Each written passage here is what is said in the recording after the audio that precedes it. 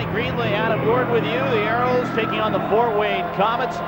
The Aeros will be back in Fort Wayne next week. In fact, next week is a huge road trip. The Aeros begin 9 days and 5 games. And starting in goal for the Houston Aeros, it will be Troy Gamble, who picked up the win last night against the Indianapolis Ice. He also, you might remember, had that terrific month of February. He started 10 straight games. He'll be called upon tonight. Loves to play in this building. On the other side of things, the Aeros have had all kinds of trouble with Bob Essensa. And Essensa will get the start tonight. He was the Winnipeg Jets' 5th-round draft choice in the 1983 NHL entry draft, now property of the Detroit Red Wings. And his numbers 19, 12, and 5 with a 2.87 goals against average. Dave Tippett evened up his record with the win last night at 12, 12, and 4. We dropped the puck and we're underway from Fort Wayne, and the Komets have the puck back in their own end. It's Paul Gerard on defense. Puck to the far side, intercepted by Lamb. Turned it back to the line. It was O'Connor, but he had it tipped away by Shafronov. And here come the Komets. They'll move it out at center. As knocked away, Kelly Hurd trying to move it around, and it's loose at center. And Conroy was there. Conroy dumped the puck into the Fort Wayne zone where Essensa came out, and Gerard turned it to the near side. Shafronov. Pass came off skates, and Gord Donnelly is back to play. 800th career game for Gord Donnelly tonight. A great milestone. We'll talk about that more as the night goes on. Puck is out at center ice. Rob Murphy to pass ahead, and there was Mike Hrovac to lower the boom on Shafronov, and down he went. Back out at center, it's Conroy across the line into the Fort Wayne zone. Conroy left side getting set. Turn one for Lamb. Right in a pass for Maurice too far, and Ross Wilson is there. He'll try and move it out of the zone. Wilson for John LeBlanc, who was acquired in the trade, you might remember, that sent Darren Smith to Orlando. Ron LeBlanc here, he was on that line with Hughie McDonough. Puck is out at center for Guy Dupuis, defenseman for the Fort Wayne Komets. Hoisted into Aero territory. And Gord Krupke is back to play. We're a minute 10 into the contest, scoreless from the Allen County War Memorial. They tell us another sold-out crowd of 8,003. Puck is back, Sean Evans to touch, and icing is the call. Yeah, I heard that the last three out of the last 5 games for Fort Wayne have been sellouts. So, as a typical fashion, the Fort Wayne fans have come out to really support their team, and I'm sure Dave Parrish really enjoys that. Derek Parrish, when he was a player, was the second choice of the New York Rangers in the '76 NHL draft, and played 430 NHL games with the Rangers, Nordiques, and the Maple Leafs. And tell you what, he's bringing a lot of that experience to this Fort Wayne club. He's a real tough customer, and he really exemplifies a tough head coach. The Aeros, you might recall, coming off their slide at 0-6-1. The Komets are currently in one at 0-4-2. Face off in the circle to the left side of Troy Gamble. Off the draw, the Aeros have it. It's Steve Jakes, turn one near side, bank one up the boards, Maurice.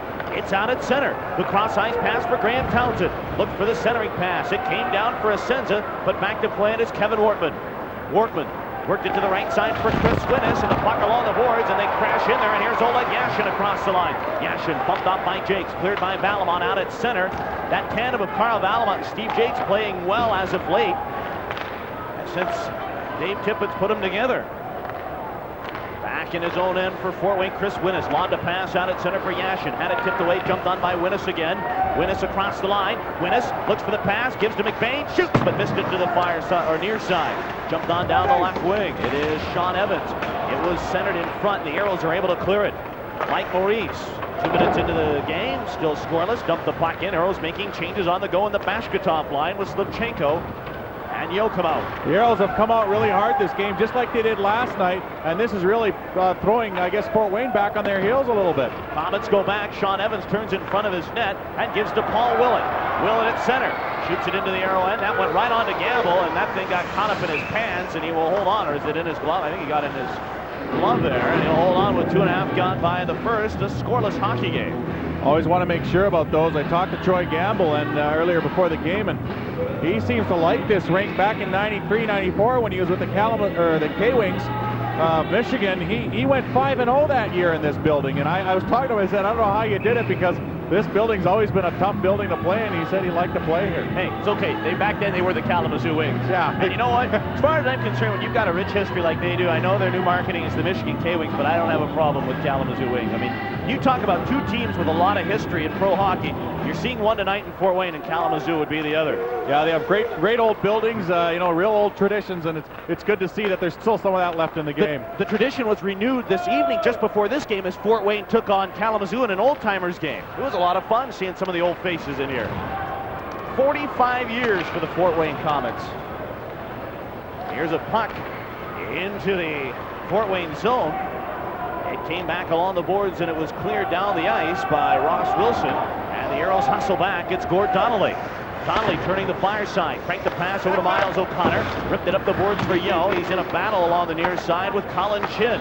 The Fort Wayne native, born, raised in the Fort Wayne, Indiana area. Got it in deep and Miles O'Connor takes over.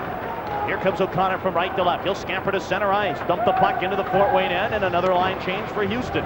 Brian Straub goes back to play. Straub pass to the left side for Colin Chin. He'll crank one into the Arrowhead. Came out in front for Rob Murphy, a former teammate of Troy Gamble's in Vancouver with the Canucks. The Aeros out at center.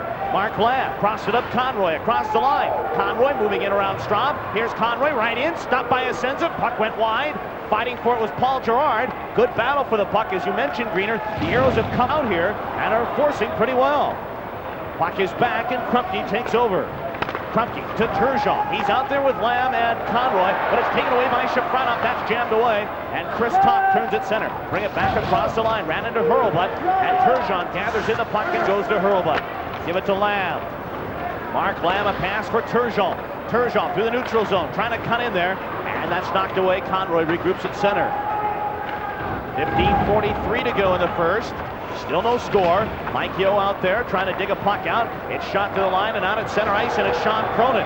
He'll move one up through the neutral zone to McBain down the left side. McBain getting set. Long wrist shot deflected away. That hit Sean Cronin, and a penalty coming up. It might be to Slivchenko for cross-checking, but we'll take time out.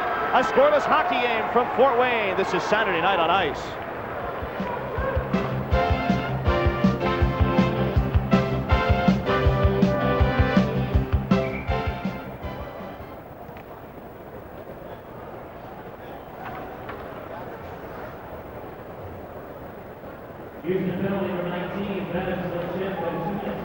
They know.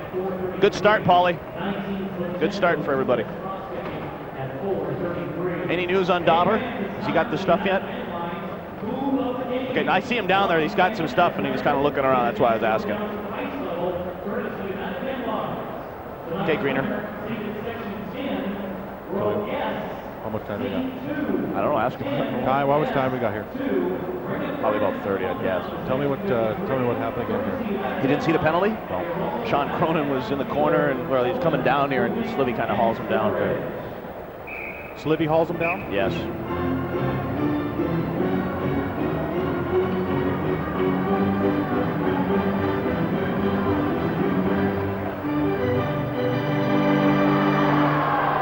Back in the War Memorial Coliseum, Slivchenko will get a penalty as he hauls down Cronin in front of the net. You know that the Fort Wayne Komets like to forecheck and get that puck down in deep, and he did so.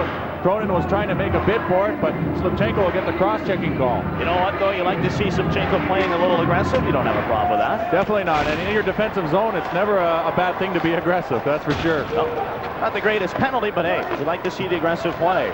John LeBlanc on the power play. Worked it back to the line for Evans, and a shot by LeBlanc. That's kicked down to there by Campbell. Puck to the near corner. Maurice fighting for it. He's out there with Mark Freer to kill off the penalty. Battle for it along the near side. The Aeros penalty killing 18th in the IHL at 76%. The Komets power play down there as well at 16%. Puck drilled into Mark Freer, turning right side, looking for Donnelly. He centered one. Donnelly will gather it in near side. Donnelly, nice pass. Off the stick of Maurice, though, and it's shot out at center.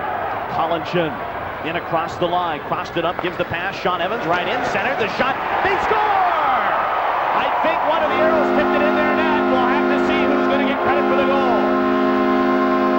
I have a feeling Evans will get credit as he passed it across the crease, and Hurlbut, trying to chip it wide, chipped it into his own net.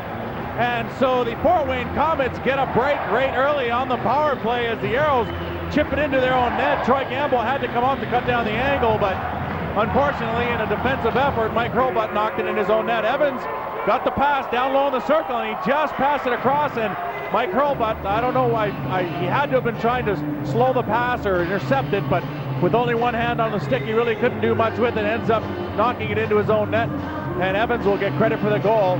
He leads this the defensive core for this team in points, and adds another one as he gets the goal. Played for the Milwaukee Admirals last year and picked up as a free agent. Now Slivchenko's the other way, shoots, and Essensa, a left pad save. Now turned around by Rob Murphy across the line. Murphy trying to cut in around Valamont. Valamont giving up about 4 inches to Rob Murphy, but stayed with him nicely. Puck to the near side, bumped by Murphy. Puck cleared to the line, Girard trying to holds it in, and then Slivchenko bumped it. It came out at center and then back in. That is offsides. Play whistle down. So Sean Evans with the power play goal, and he gives the Komets a 1-0 lead.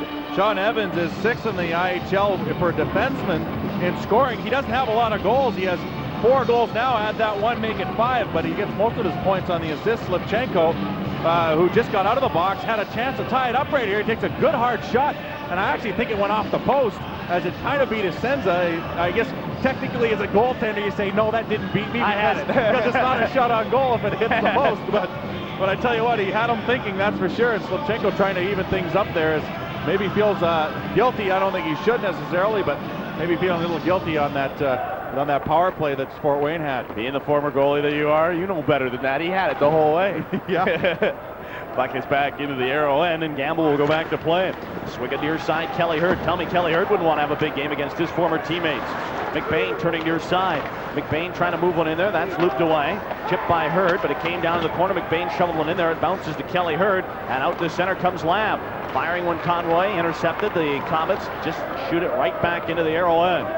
We mentioned that the Komets, they don't really have any superstars on this team, but they'll work you to death. Those are the kind of teams that scare me the most. Someone that'll throw waves and waves of lines at you that just all do the same good, hard job. Every single person on this Komet Hockey Club knows his role, and that is so crucial. As the puck is shot in by Lamb.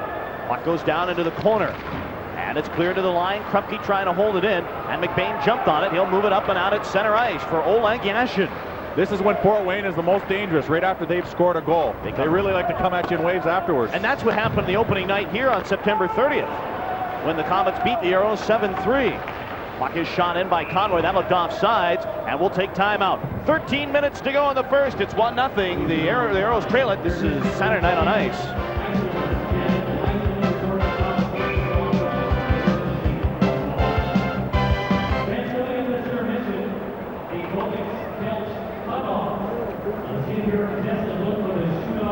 Hello, Dauber. Try it again, Dauber.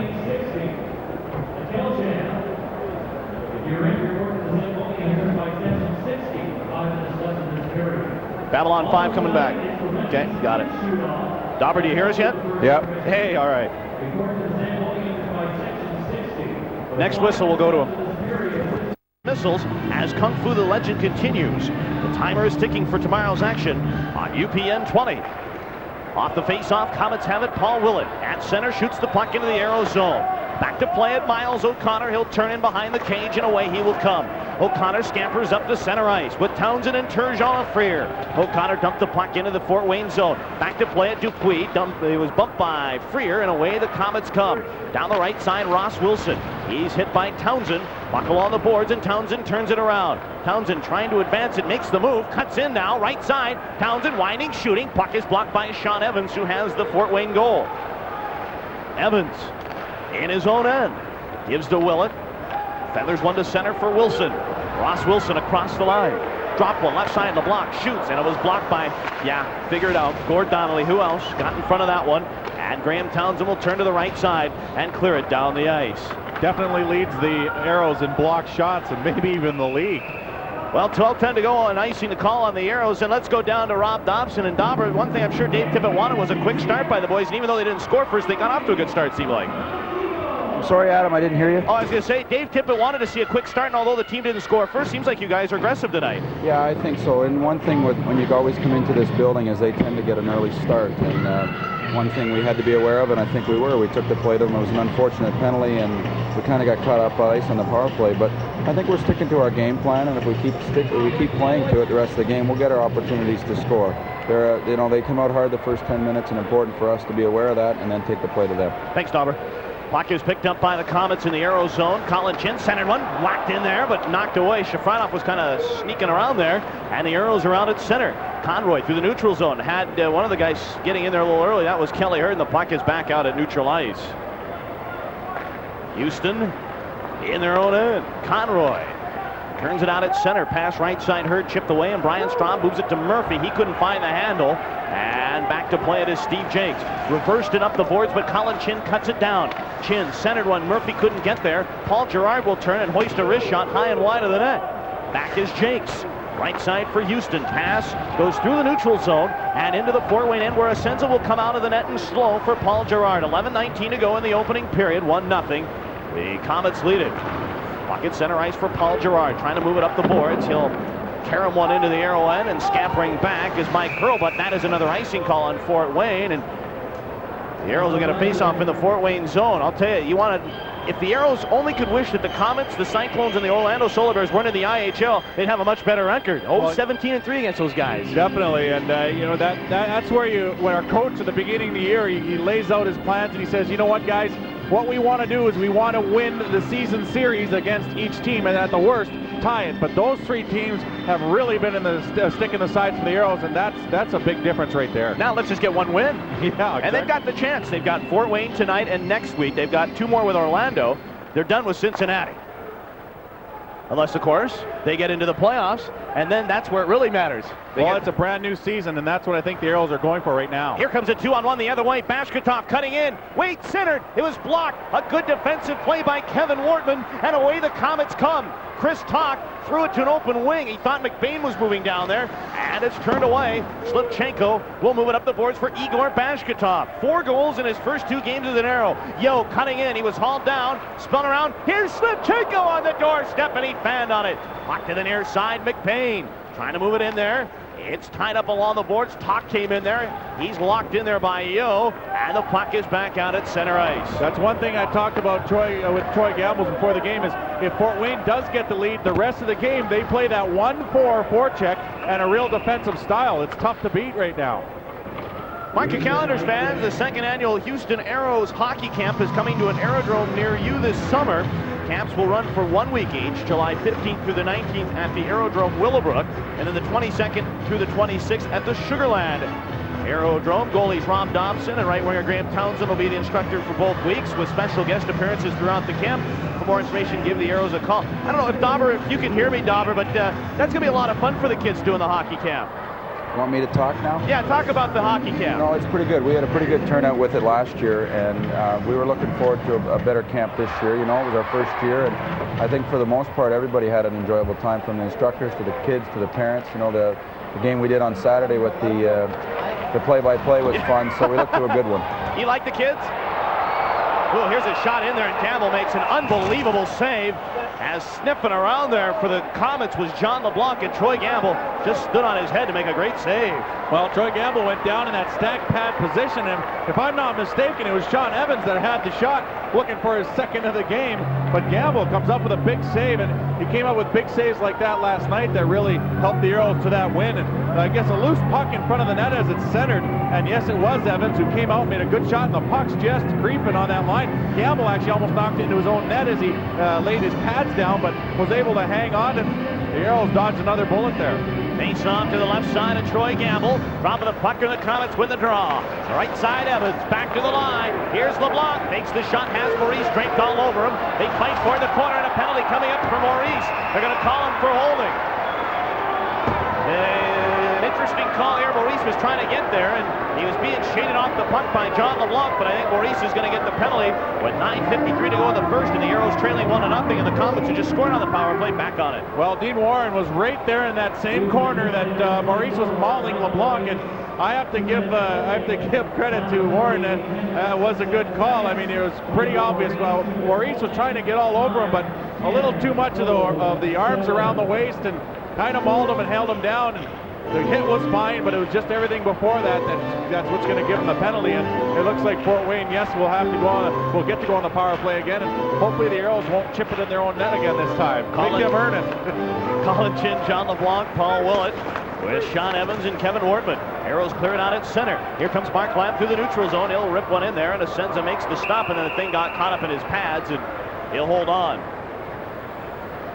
If you stay with us in the first intermission, we are hoping to chat with Vadim Slivchenko. We haven't talked to him much this year, and he's kind of got a new lease on life here a little bit with the acquisition of Igor Bashkatov, and you know, a lot of nicknames I think you can come up with on the top of your head for that line, but you got a couple of speedsters with Slivchenko and Bashkatov, and I'm kind of looking forward to chatting with him about that. Yeah, it'll be interesting to see his view on it. Definitely a little hitch in his step now, as he's, especially when he's on the ice. He really seems to be have that extra acceleration that he's so good at doing, and when you have someone that can definitely keep up with you and actually think like you think, and that's the thing about playing hockey and the two different styles of players. You get someone that's a good, hard, grinding player, and you get someone that's fast puck mover like Bashkatov and Slivchenko. You got to think alike, and they definitely do. Yeah, and I think Slivchenko's one of those guys that realizes he's playing for a job next year, and he would. I think if he plays the rest of the season, as we get a two-line pass on Fort Wayne here, if he plays the rest of the season like he has the last two games, and pending the Aeros can get Bashkatov signed for next season, and then work Slivchenko, I think Vadim would earn himself another spot on this team, and work the whole season with Igor Bashkatov and Vadim Slivchenko, and I'd like to see it. Well, that's as Dave Tippett, the head coach of the Houston Aeros. One of the tough jobs that you have as a coach is to find players that complement each other. I mean, you gotta find a line like Orlando has with Barr and Beaufait and Craig Fisher, guys that just play so well together, and it's not always easy to do because sometimes you have to go outside the team to get them, like they did with Bashkatov. And I tell you what, it's really helped Slivchenko, and of course, like we said, Yo can play with pretty much anyone and be successful. You talk about Barr and Beaufait and Fisher. It took 5 games before they put that line together. Now they've been together for 65 straight games. I mean, they really haven't broken up that line all year since the first 5 games. And they shouldn't. No. Even I know that. Not much I do. Here's on LeBlanc. Turns it in behind the net for Willett. Worked it back to the right side. LeBlanc cuts in with a shot. Hit the post, and it's picked up by Willett. Willett back to the line for Kevin Wortman. Getting set. Tees it up. Shoots deflected and blocked by Gord Donnelly. He felt that one. Yeah. Here comes Willett. Willett, left side, cross-ice pass. LeBlanc with a one-timer, partially fanned on. LeBlanc, right side at the hash marks, cuts it down. Here's a chance. Colin Chin, he centered it, but LeBlanc was late getting there. And it's back to the line for Brian Straub. The former Atlantanite turned the puck over, and Donnelly will spank it the rest of the way down the ice. 35 to go in the power play for Fort Wayne. 8:25 to go in the first. 1-0. The Komets lead it on Sean Evans' goal. That was tipped in by Mike Hurlbut. Puck is out at center ice. Oleg Yashin in across the blue line. Circle back at a left point, getting set on the power play, which is down to 20 seconds. Yashin slipped it down for Konstantin Shafronov. Back Yashin getting set to the line for Guy Dupuis. Wrist shot, blocked by Gamble. Rebound, Murphy turns it. The shot by Yashin went wide. It's slammed over for Shafronov, and he's hoisted off by Gord Krupke. And the Aeros will clear it to the line. Not out. Power play is over though. Maurice back out on the ice. Here come the Aeros along the near side. It's kicked out for Freer. He'll move to center. The cross-ice pass for Maurice. Maurice in across the line, trying to get through Guy Dupuis. Could not do it. He dropped it for Freer. That's knocked away by Straub. And here come the Fort Wayne Komets. Yashin left side, Rob Murphy in across the line. Dropped it along the near side for Shafronov. He's hooked off by Maurice. Jammed away. Komets turning. Here's Gerard. Back to the line. It's Cronin. Waiting, shooting, blocking was Gamble. It's picked up by Cronin. Another shot stuck aside by Gamble. And there was Krupke to bank it off the boards and back down the ice. Icing was first indicated, but the puck was slowed, and thus no icing as the Komets go back to play it. After the first 5 minutes, the Aeros coming out aggressive. It's been Fort Wayne that's turned it around. Yo out at center. He takes a hit from McBain. Jumped on by Slivchenko. And Bashkatov, I think, took a spear as Essensa covers up. And we'll sort everything out when we return. Timeout on the ice. 6:55 to go. It's 1-0 Fort Wayne. This is Saturday night on ice.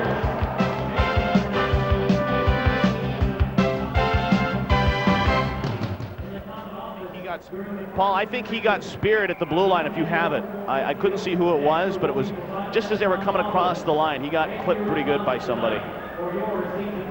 Bashkatov did. Also, while you were looking for that, did you get that block shot by Donnelly in front of the net at all, or the one where he kind of felt it? There will be a big crowd as the advertising appreciation night for getting tickets during the first intermission tonight. The Coliseum ticket office is open. Also coming up next weekend, Saturday, March 30th, the Komets host Utah for the only time this year when the IHL's finest team. Game time is 8 o'clock, and the next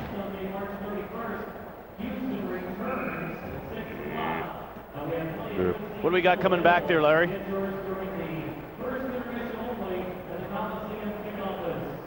Hello, Larry. Which one? Now, what is this? Spear, the shot. This is after that. Bring it back, Greeny. We don't have time. They're going to face it. Back in. And Slivchenko trying to move in here. Slivchenko's had a couple opportunities already tonight, and unfortunately the Fort Wayne Komets are pretty good at pushing guys off the puck, and they push Slivchenko off. He really doesn't get a great opportunity, but at least he gets the puck directed towards the net. Off the face-off, the Komets have got it. It's Kevin Wortman right side for Chris Winnes. He'll bank one up the boards. And out at center, Sean Cronin. Jakes jumps up on the play, trying to move it out of there. And it's tipped away, and regrouping at center for Fort Wayne, it's Chris Winnes. Slides it into the Aeros zone. Jakes goes back. Worked on by McBain. Battle for it. Jakes is there. He'll turn it up the right side. Shafronov trying to move it out of there. They continue to grapple for it. McBain center one. Winnes cutting in, but that's chopped away by Bashkatov. Now a penalty coming up. As getting in there was Chris Talk. An elbowing minor coming up, I believe, to Chris Talk. And the Aeros are going to get their first crack on the power play. 6:22 to go, and the Aeros with their first look on the power play. And the Aeros, you know, I was thinking about this game and how physical it could be. I was kind of hoping we'd see Andy Bizo tonight, but it's Chris Talk with a penalty. Well, you know, the Fort Wayne Komets are the kind of team, they're going to finish their checks all night long, but when you finish them up high and you get your gloves up a little or your stick up a little too high, you're going to get the penalties. And so finally the Aeros will get a chance on the power play. Fort Wayne's had a couple chances tonight, scored on one of them on the first one, and the Aeros will have a chance to even this game up. Man advantage for Houston. Hurlbut rolls one to the near side for Lamb, and up ice he will come. Lamb to center. Lamb drills it into the Fort Wayne zone. Essensa comes out to slow it and reverse it along the near side. Gerard will try to clear. It's shot to the line and back down the ice.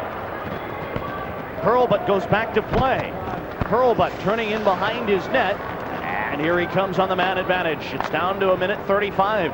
Lamb at center, drills it in. Far side, the Komets go in there. Turgeon trying to loosen it up along the boards. Turgeon looped it down, give it to Freer. Base of the right circle. Here's Mark Freer battling in the corner with Brian Straub. Freer digs it out, rolls it to Conroy behind the cage, but he threw it to an open corner, and Brian Straub is there. He'll clear the line, held in by Hurlbut, and a nice job there. Hurlbut rolls it down for Conroy, but Gerard intercepts and finally cleared it. Nice play there by Mike Hurlbut, but finally the Komets clear it out at center. A minute to go on the Houston power play. Conroy across the line, give it to Maurice. Moving left wing center for Lamb, he'll circle back. Mark Lamb at the left circle, setting up on the power play for Mike Maurice. Back to Lamb in the left point. To the slot for Miles O'Connor. Left wing for Lamb, back to the slot, and the pass eluding O'Connor. He had to go back and center to get it with 5 minutes to go. In the period, 1-0 Fort Wayne. Here comes Maurice in alone! A great glove save! Made by Essensa, wow! And now Townsend getting into it with Gerard. They're all locked up. Townsend wants to go with it. And I'll tell you what, folks, we saw Graham Townsend 2 weeks ago in Cincinnati go with Dave Marcinishin, and Dave Marcinishin felt that he shouldn't after Townsend looked more like Mike Tyson than he did Graham Townsend with some of those jabs and uppercuts, but nothing really transpired here. I was kind of looking forward to see though if something would happen. Well, Paul Gerard's been in the league, both American Hockey League and International Hockey League for years, and is a pretty tough customer himself. Actually, I went to college with him, but Graham Townsend gets mixed up with it as Maurice gets in all alone on a good pass and breaks him in all alone with a full head of steam, but Essensa makes a great glove save as Mike Maurice, I was surprised not to see the backhand shelf on this one, but he elects to shoot, and he does, but Essensa makes a good glove save to keep the Aeros off the scoreboard right now. Face-off will be in the Fort Wayne zone. That's the Aeros have to try this a little more often, and that is sending their players in with a little bit of speed, and Maurice definitely had a full stride there and got a good shot on goal. Matching minors to Townsend and to Gerard. Here's a puck that came back to the line for Miles O'Connor. Long shot, ricocheted wide of the net. It never made it to Essensa, and it's Andy McBain out at center ice. Andy McBain was just drilled by O'Connor, who stepped up in the play. Hurd trying to move in there around Guy Dupuis. They fish for it along the boards. And finally the Komets clear it. Colin Chin, one man to beat Jakes. Chin across the line, getting set shorthanded. Chin to the slot. Working around Jakes. Jakes trying to push him off. They battle for it far side. Jakes finally there. He'll lob it along the board. Slivchenko cleared it. Oh, I thought that was out. It was. So Sean Cronin couldn't hold it in. And the face-off will be brought back to center ice. You know, we were talking about Bob Essensa, and he's having just a terrific year for the Fort Wayne Komets. He's now moved ahead of Danny Lorenz as far as league-leading goaltenders. Essensa came in 19-12-5 with a 91.2 save percentage and a 2.87 goals against average. And I'm going to tell you what, we talk about the Fort Wayne Komets, and I know I'm silly when I say this, but I think the Komets are another team that if you take them lightly, Dave Farish's squad, I think, can sneak up and hurt you, if not alone by their goaltending. Well, definitely. They're a really tough-minded team, and that comes from the coach. He instills that kind of behavior in his team, and these guys they have a tradition of not quitting, and they have a tradition of really grinding teams into the ground. And if you let them get away a little too much here, they really go for a long time. Mark Freer has a puck back to Krupke, worked it back down for Freer.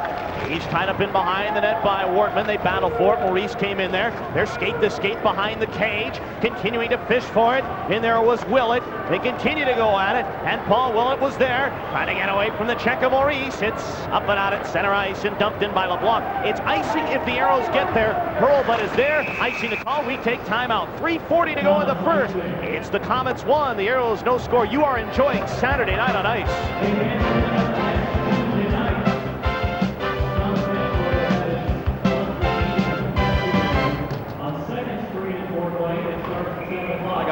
I got no talk back at all.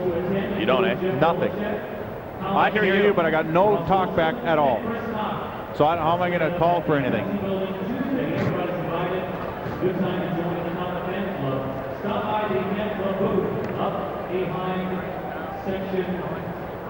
That's a good idea. Yeah, write down what you want. Okay, we want this coming back, Mickey Paul. Mouse equipment anyways. Shots on goal? No? All right. All right, have him give it to me when you're ready.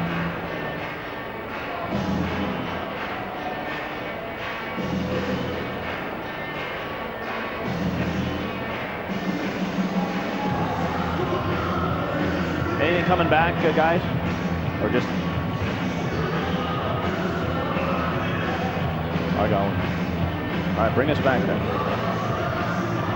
On one. Back in Fort Wayne, 1-0. The Komets lead it in a face-off to the left side of Bob Essensa. Lamb, Conroy, and Turgeon with O'Connor and Gord Donnelly. Colin Chin comes out. He's out there with Konstantin Shafronov and Rob Murphy. Lamb to take the draw against Rob Murphy. Face-off controlled by Fort Wayne. Brian Straub gathers it in behind the net. And it's rolled to the near side for Shafronov. And he'll move it to the line. Not out. Held in by Lamb. Lamb turning left side, looking for Conroy. Straub went back to the near corner. Brian Straub moved it up the boards, pushed away by Lamb. He's got Turgeon in front. Here's the pass. Blocked in there. I don't know if Essensa got a piece of it or not. But Rob Murphy will move and clear it. Puck is out at center ice. Goes into Aero territory. Gamble will take no chances. He will cover up as he had Shafronov moving in on him, and he'll hold on with 3:12 to go in the first. 1-0 Fort Wayne. It's time to take a look at our shots on goal. It's brought to you by Suzuki. Ask anyone who owns one. And the Aeros, they say, out shooting 6-4. That seems kind of low. What do you think? Well, I'm surprised that the Aeros are I guess, notched at out shooting the Komets, because the Komets have had quite a few more chances, I believe, than the Aeros. But maybe we saw didn't see a couple little rebounds in there. But nevertheless, the Aeros, this is the kind of game that I think is good for them, a good low-scoring defensive style game, because the Aeros have the ability to win games like this. It's the games that get out of hand and to really start opening up. That's where they have their problems, if any.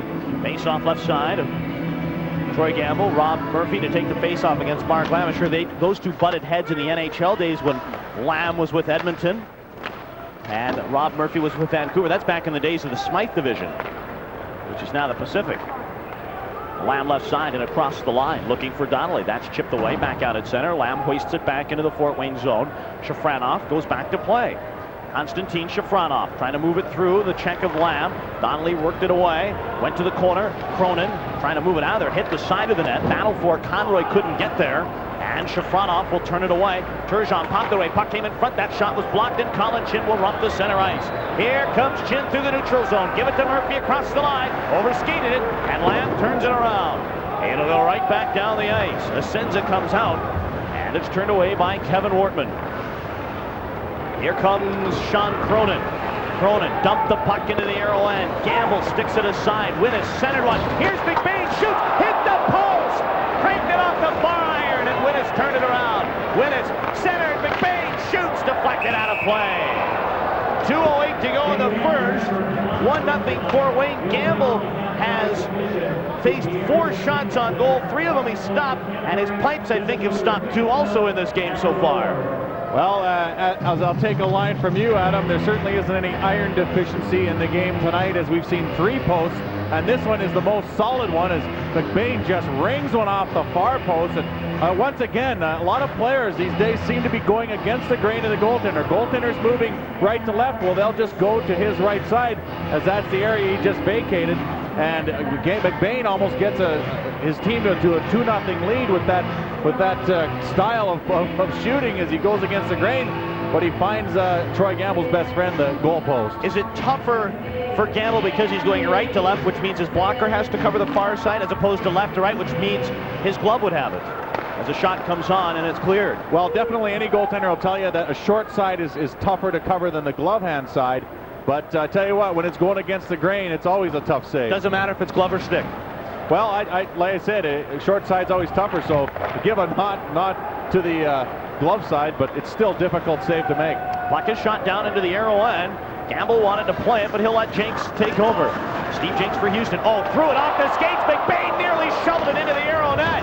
And the Aeros will turn around. The Aeros are not having a bad period. It's just a lot of the chances that have almost gone in have been kind of their own doing.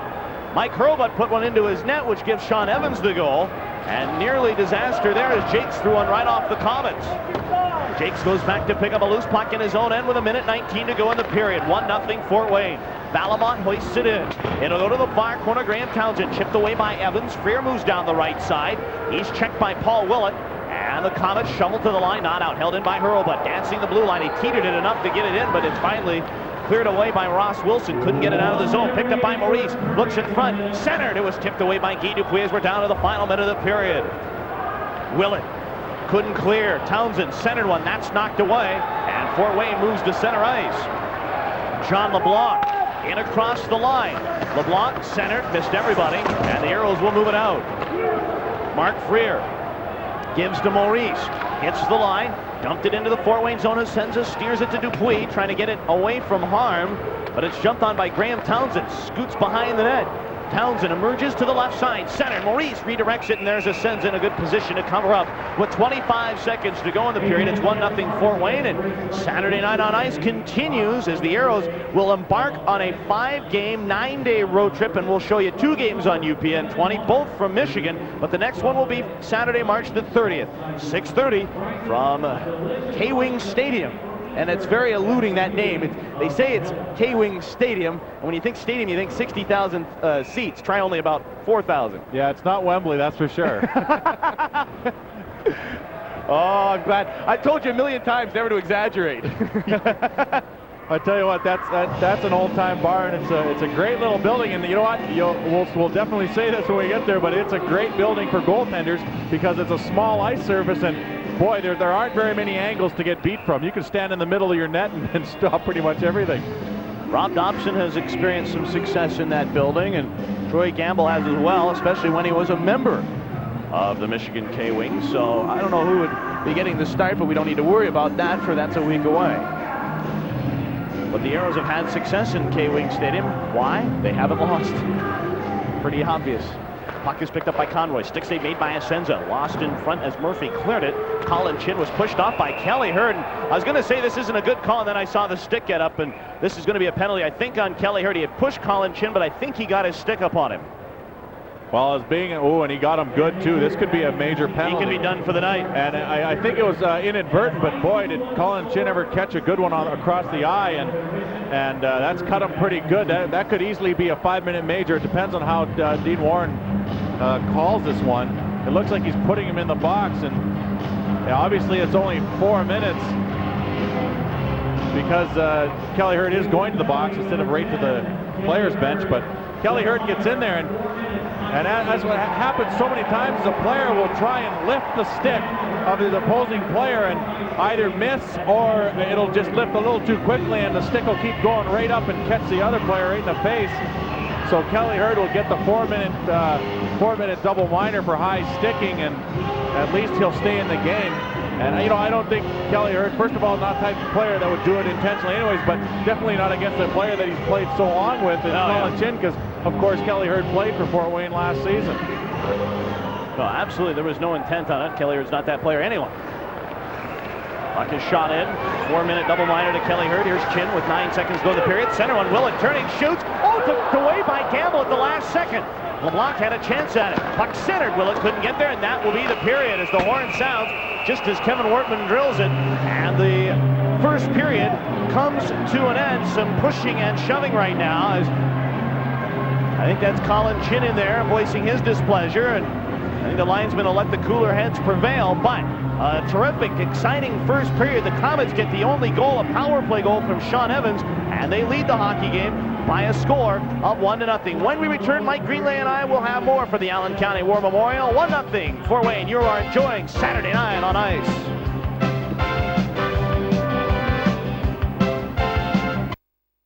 Coliseum, as the Aeros trail 1-0 and 3:44 to go in the penalty to Kelly Hurt. Well, we talked so much about Kelly Hurt, how he played for this team last year.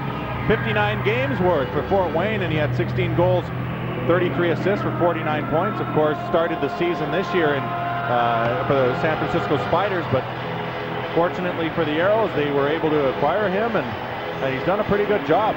Good job for the Aeros this season. He's a very deceptive player in the fact that he's not going to, he may not score 50 goals, but I tell you what, the goals he does get are usually the game tires or the game winners, so he comes up big when he has to. Yeah, he had the big month of January and into February there where he was kind of like Mr. Clutch, especially that San Francisco game. Hopefully he can do that against another old team, the Fort Wayne Komets. We were glad to bring in that one right here on UPN 20. Puck is out at center ice. Colin Chin has it. Again, down to 3.5 in the double minor to Kelly Hurt. Puck is in the Aeros zone. O'Connor turned it around. It was intercepted. Here's the shot. They score! Oh, Miles O'Connor gave it right to Paul Willett, and Willett converted the turnover into a power play goal. It's now 2-0 Fort Wayne, and the penalty time to Kelly Hurt gets reset to 2 minutes, so the Komets remain on the power play. And that is one of the strengths that Fort Wayne always has, and that is good forechecking. They will make you make the wrong play, and Miles O'Connor just pushed it along the boards. Actually, he was trying to get it along the boards, but it was intercepted right in front, and Donnelly couldn't react in time, and it's a backdoor play. Not really much chance for Troy Gamble.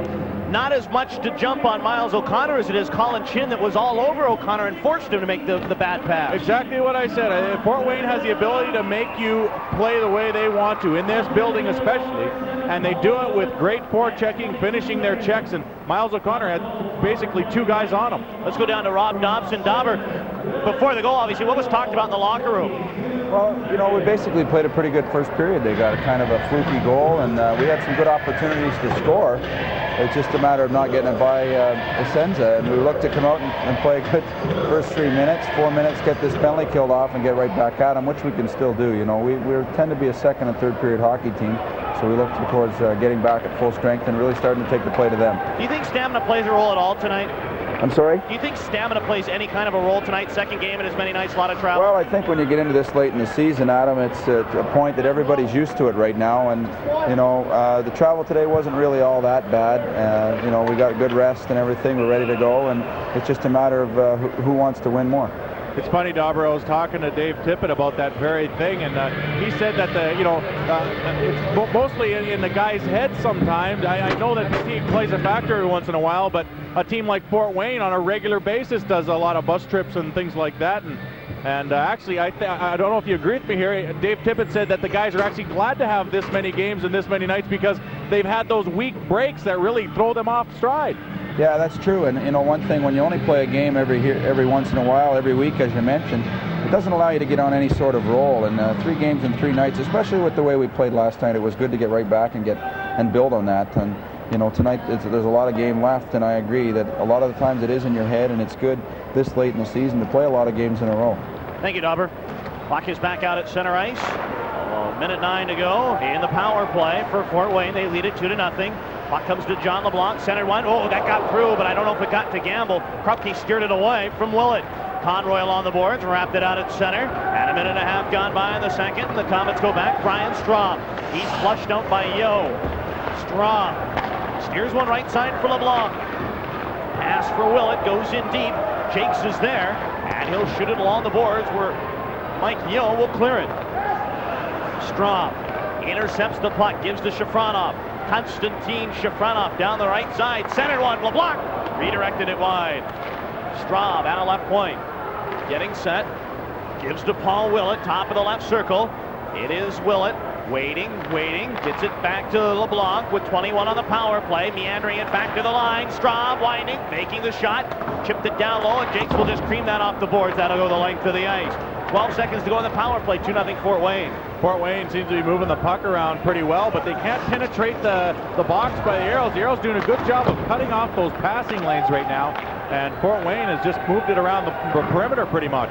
2.5 gone by, 2-0 the Komets lead it. Murphy in the arrow end, bumped by Lamb. It comes to Shafronov. Shafronov, base of the right circle, back to the line. The wrist shot right on. Oh, did it make it to Gamble? Yes, it did. And Gamble had to cover up and hold on.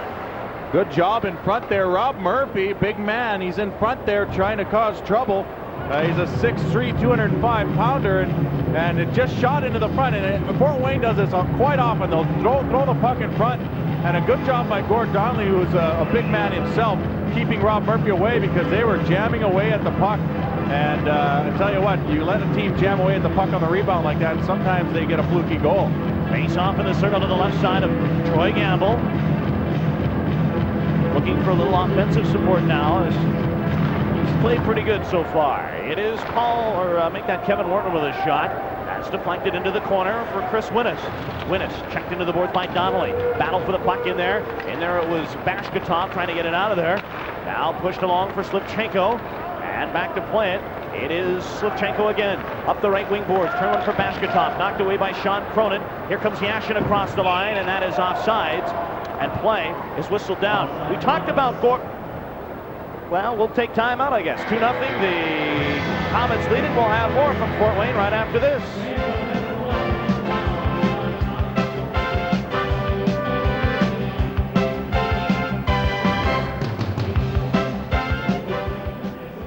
I wanted to get that comment about Donnelly, and I screwed up. Sorry, Paul. No, you're right. We'll get Donnelly somehow. One of these days I might learn how to do TV. What do you think?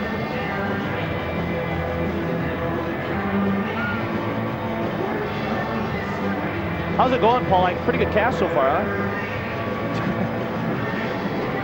Is that the new Infinite package there? Yeah, that's nice. Yeah, you don't have a card for it? What is this, Sports Channel? It's NBC.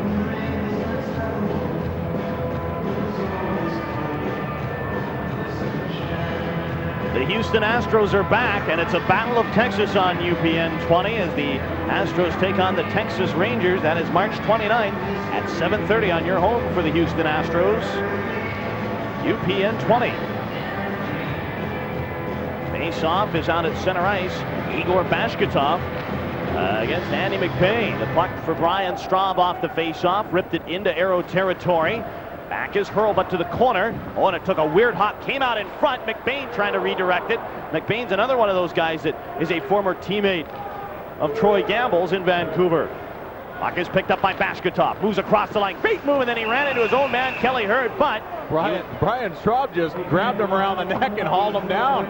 Yeah, the penalty will be to him, and the Aeros will be on the power play. It was like steer wrestling or something. So that'll bring the Aeros a chance to get on the board here and try and get within one. Bashkatov showing his speed on that line that, like we said, we haven't seen it too much when there's specialty team work, but it's really effective when you get the even strength team out there, and Brian Straub will get the penalty as Bashkatov actually had him beat by a step, and he did run into a bit of a crowd, but I think Bashkatov would have found a way around that. And it looks like Brian Straub will get the 2 minutes for holding. There were so many people in there. I thought it was your wedding. Yeah, a lot of people there, I'm sure. A couple dozen. We should say hi to your wife, Amy. She just had her birthday, right? Yeah. What was it Wednesday? Thursday. Happy birthday to Amy Greenlays. A shot right on. Essensa stopped it. And the puck covered up by Sean Cronin. Bob Essensa still doing that job through the crowd even, and picks up that puck, makes a good glove save. I think it's safe to say that Bob Essensa is strong everywhere, but his glove has really been his best friend tonight as he makes one off the pad and then off the wrist pad of the glove as a hurlbutt. Definitely has a bomb for a shot, and the rebound comes right into it, and Cronin will actually give Essensa a little bit of a help there on the covering up the rebound. It is Mark Lamb on the power play for Al Conroy. Down to a minute 42. Conroy wide shoots, puck blocked, and it's picked up by Colin Chin and flung the length of the ice. 16-12 to go in the second. 2-0. The Komets lead it. Aeros pick it up, and here comes Mark Lamb. Lamb through the neutral zone, hits the line, trying to move one in there. It's pushed away, but not out. Second, everybody went out at center. Hurlbutt couldn't hold it in. Hurlbutt turning at center. The cross-ice pass for Lamb. Here comes Lamb, right side, Turgeon cutting in, waits, turns, shoots, poke checked, I think, by Essensa. I think he got down and poked it away. And Hurlbutt goes back. A lot of goaltenders will wait a second and not really be aggressive in a situation like that and give someone like Turgeon a good chance, but Essensa is aggressive on that situation. He gets rid of the puck in a hurry. Back into the Fort Wayne zone, it's Igor Bashkatov, makes the right circle, center one. Oh, he had Townsend in there, but it was intercepted by the Komets, and Paul Willett shoots it down the ice. 45 seconds remaining in the penalty to Brian Straub. Bashkatov slams it behind the net for Jakes, and he'll reverse it behind the cage for Miles O'Connor. O'Connor skates it up left to right. O'Connor through the neutral zone, cranked it into the Fort Wayne end. It takes a weird up, came out in front, but Chris Talk was there, and he'll push it away. It is Talk, slides one with a hand pass over to Gerard, but of course that is legal. You can hand pass in your own end as long as the pass originates and terminates within your own end. Jakes right side, pass to center for Miles O'Connor. He'll fling it into the Fort Wayne zone, and in after it, Chris Talk. He's watched by Bashkatov. Bashkatov got there, tipped it back to the line. Jakes fell. He's worked on by Murphy, and here comes Shafronov out at center. Penalty is over. Teams at 5 aside. Shafronov lost it. It came right back. Waits. Oh, a marvelous play there. I think Gamble could have redirected that away at the last second. Shafronov near side in the Aero end. Cuts down left wing. Now right in on goal. Centered, but there was Townsend to knock it away. And the puck is shot out at center. Bashkatov after it, but it's knocked away by the Komets, and it's cleared for Colin Chin. Pass to the right side, Rob Murphy hits the line, dropped it for Chin, right in on goal, shoots, Gamble, the save, rebound, score! It got behind Gamble. It's 3-0 Fort Wayne. Fort Wayne takes advantage of a break and breaks it down the right wing. Colin Chin, who originally made a good pass, gets back into the offensive zone and gets the puck back and really lets one rip. He finds the 5-hole on Troy Gamble, and it squeezes through as Murphy just drops it for him, and Chin just tees it up from the top of the circle. And as I said, Gamble tried to squeeze the pads. It looked like 5-hole, and the Fort Wayne Komets lead it 3-0 as Gamble can't control that one. Colin Chin will get credit for the goal from Murphy, and another goal gives them a 3-0 lead. Is there anything Troy could have done better on that? It seemed like he played it pretty well. Well, he dropped down to his knees, which is fine. The only thing you could say if it was that low is to keep your stick on the ice. But yeah, it was just a good shot, I think. It is Maurice cutting in. He centered one, couldn't get a shot away. Now Krupke right side, turned one in there, and that was blocked by Andy McBain. It's now 3-0. The Komets lead it, and we've got a whistle and a puck hit with a high stick, and the face-off will be brought out at center ice. Colin Chin will get his 8th goal of the year as the Aeros falling 3-0 here, and that's precisely what they don't want to do, especially against a team like this. Once again, these guys will just drop into pretty much a defensive shell and wait for you to make a mistake and take advantage of it again. So you got to be sharp against the Fort Wayne Komets right now. Play good defensively and wait for your opportunity. Talk about Colin Chin, who has 8 goals. This is not a Colin Chin like year. You have to remember he missed about 80% of last season with a knee injury, and he's missed a bunch of games this year. I don't know if it's been reoccurring problems with the knee or not, but he hasn't been really Colin Chin-like, as a shot came onto Essensa and that's turned away. Colin Chin, though, give him the off-season here, and I think you'll see the same kind of Colin Chin next year, the kind that you're used to seeing. The puck came in front, but Maurice couldn't find the handle, and the Komets are out at center ice. Right side, it's shot in by Ross Wilson. LeBlanc left side, turned it down in behind for Wilson. He's draped on by O'Connor. Wilson trying to shake off a check. Maurice picked it loose, and here comes a 4-on-2 for Houston. And it's tipped away by Sean Evans. Boy, had an outnumbered rush like that, they couldn't even get it across the line. And a pass that came in there, and the puck is finally out of play, and we take timeout. 7 minutes gone in the second. 3-0 Komets. This is Saturday Night on Ice.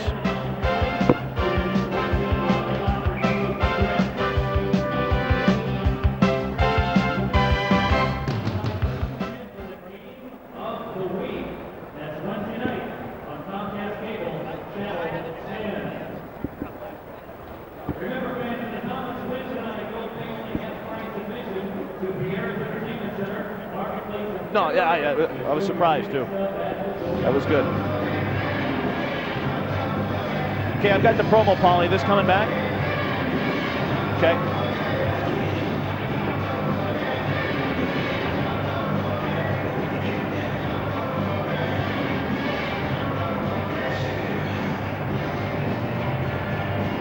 Can I say go into prime time? Should I say Sports Channel time? Kidding. I'm kidding. Never mind. I'm just kidding. What do you think? This is prime time?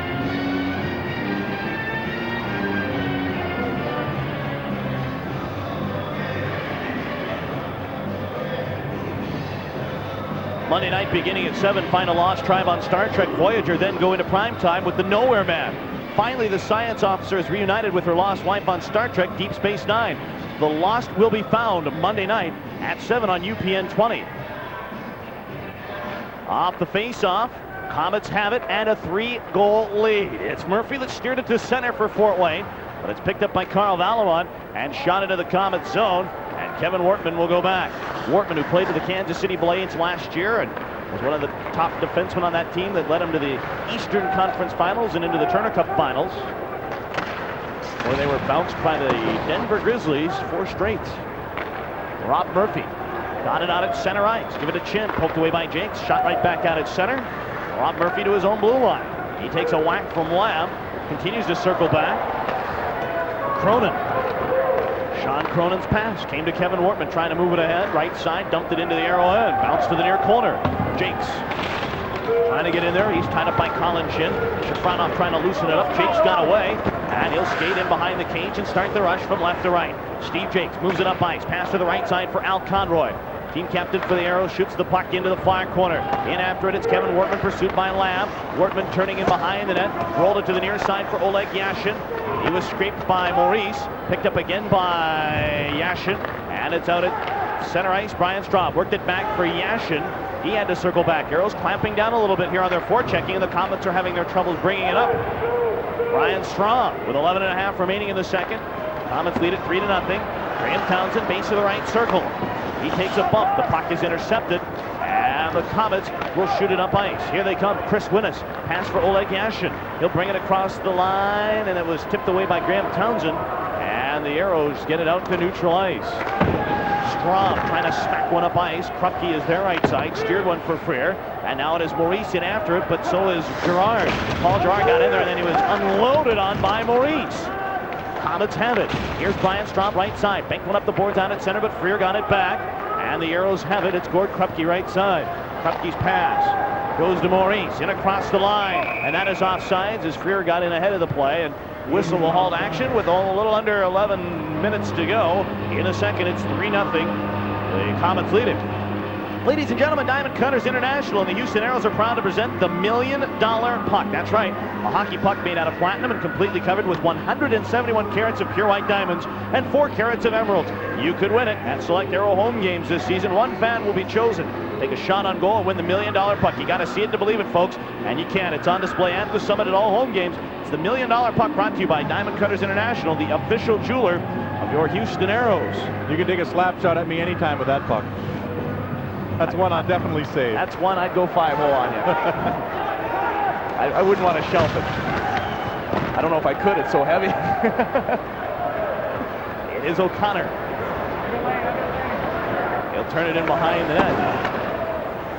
And Mike Hill will move it up ice. Pass to the left side. Basketop. That's over 2 lines. So they'll bring the faceoff back into the Aeros zone.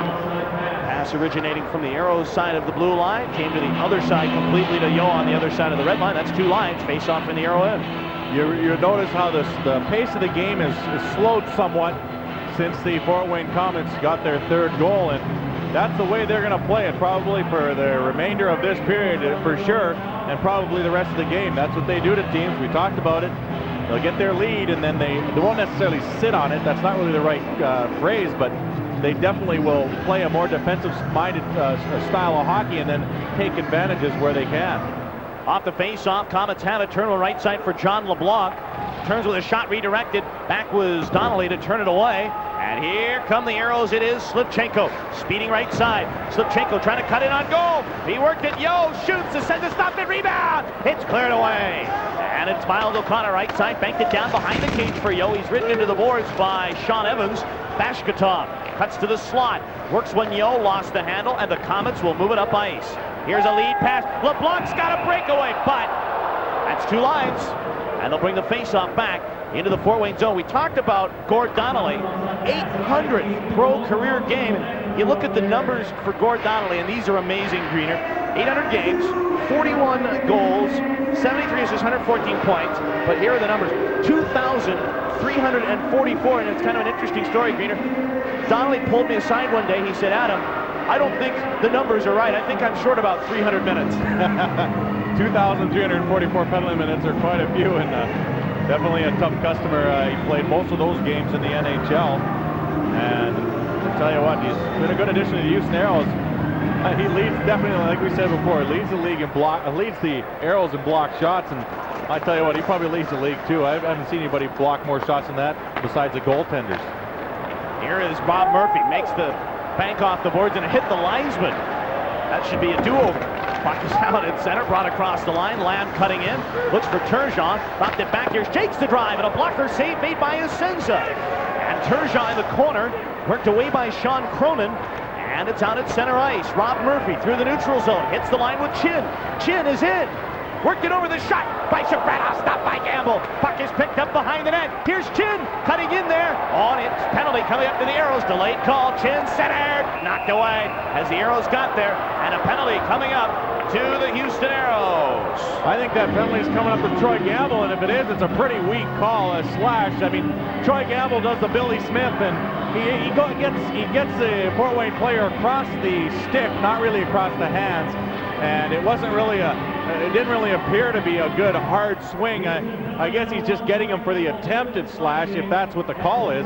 But you'll watch a Fort Wayne player come around the net, and Troy Gamble will, in the like I said, the Billy Smith style, swing around and just slaps a stick. It wasn't really a hard one, but I guess Dean Warren's sending a message that you're not even going to get away with that. You know what I think? Just by looking at the replay, as Turgeon sits in the box, it looked like he just wanted to swat at the puck, and that stick is so cumbersome, it accidentally got up on Colin Chin. It looked like. I don't think he was going for the slash. You got to make the call, though. Oh, yeah. I mean, a lot of times, when Billy Smith used to do it, he used to drop to his knee and swing it along the ice and try the poke check, whereas Gamble stayed on his feet and came across the hand, or really didn't even come across the hands, came across the stick. I disagree with the call. I think in a game where the penalty calls are really, he didn't even get him. He didn't even get him across the hands there. But I think, like I said, Dean Warren's probably sending a little bit of a message saying we're not going to get it. We're not going to even start any of that stuff. And maybe in that light, it's a good call. But otherwise, I really disagree with it. So we don't agree on that. Let's agree to disagree. All right. Oh, what are we recording MASH lines now? Wow, it's getting sick up here, folks. Here's John LeBlanc, the former Orlando Solar Bear. worked it down. Puck came in front. That is turned away by Freer and shot out at center ice and back into the Fort Wayne zone. A minute and a half remaining into the Gamble minor that Turgeon serves. 3-0 Komets. And the puck is in Fort Wayne territory. Sean Evans scampers center. Pass for Colin Chin. He'll work it in, but the Aeros turn it away as the puck is out of play. Seems like every time the Aeros play the Fort Wayne Komets, they quote-unquote take it on the chin because Colin Chin is such an important factor in beating the Aeros. You might remember it only took about 27 seconds that he got the first goal opening night here in Fort Wayne, and Colin Chin with his 7 goals and 14 assists, now with 8. And 10th season as a Komet Greener, born and raised. I mean, I think he's running for mayor next week. He's definitely an icon here, if you want to say that. And he actually started his first year of pro with Baltimore of the American Hockey League, but since then he's played every season for the Fort Wayne Komets, and he's been the captain for quite a few of those seasons, and definitely, like I said, a standout figure here in Fort Wayne. I don't know what his contract says, but I would venture a guess, whether it says it or not, he's untouchable as far as trades go. Well, I don't know if you'd want to trade someone like him. He definitely produces. He's a good leader, and like I said, he's an icon here. You don't want to trade people like that. They bring the fans to the building. David Taglarino would have a heyday with him in the community affairs department. That guy wouldn't have a day's rest. No, well, and he doesn't here. Yeah. I mean, he's out in the community all the time. And I mean, when you say icon, I mean, this guy is the model kind of player you want in a team like this that's a community type team. You want him out, and he really can't go anywhere without being identified. Puck is back to the line. Sean Evans held it in. I can see Taglarino going to Pete Deneen saying, get him, get him, get him. Here's a puck in front. Shot, score! It was tipped in there by Kevin Wortman. And it's another power play goal, and the Komets stretch it 4-0. Well, Fort Wayne, whose power play coming into tonight's game is 14th in the league, 16%, have a power play that looks more like a 20% power play, the way they moved it around. And wow, what a play here as Murphy will just wait and then thread the needle. And as he does so, Wortman will come in from the point and notch his 11th goal of the season. Not a lot of chance here for Gamble, as it's a one-timer right from the top of the crease. And a great goal for the Fort Wayne Komets, who now lead it by 4. Face off at center as the Aeros have it. And it's picked up by Slivchenko, right side, and across the line, trying to speed in on goal. Shoots, it was blocked, and a penalty coming up to Brian Straub. Giving it to Slivchenko some more. And we'll have a penalty coming up to the Komets. We'll sort it out when we return. Timeout on the ice. 7:50 to go in the second period. Komets lead it 4-0. This is Saturday night on ice.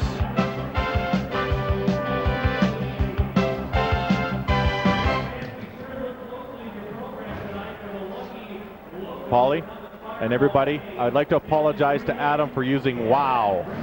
It's his line.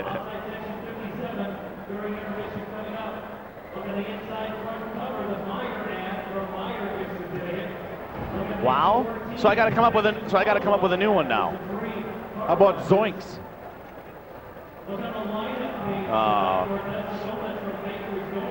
Well, then I got to change it. Hey, are we coming back with Pizza Hut? Is that ready to go? I don't know. I can't. That looks good. Gambly. It's gambly. Oh. There, right? Oh. All right, you let me know when it's ready.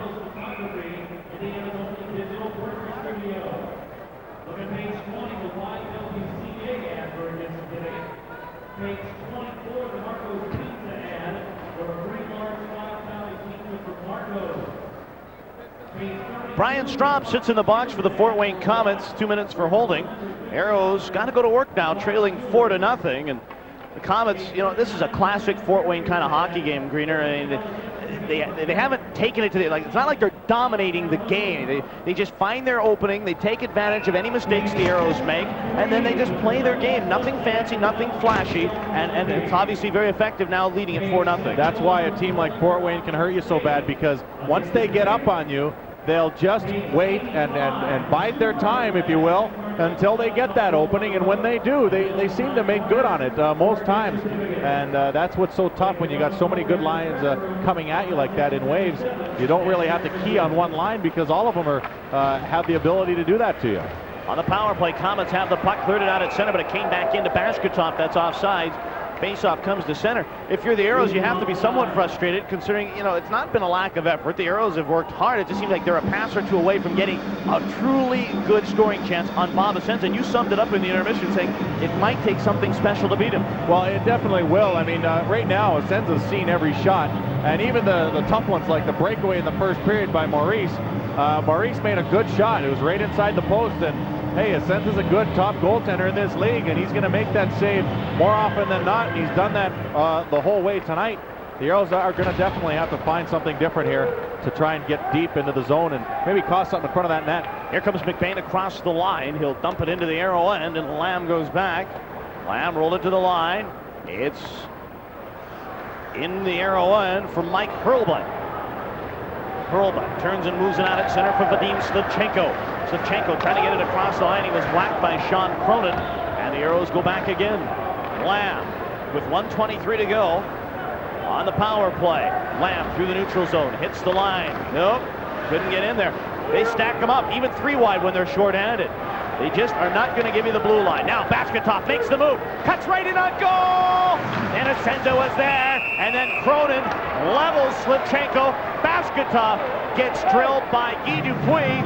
Essensa's slow to get up, but I'll tell you what, the Aeros got in there, but boy, they paid the price. Basketov and Slivchenko took some serious hits. Well, I think Basketov has a legal claim here. He's being hooked on the play and just dragged and dragged until finally he doesn't have anything left but boards to look at.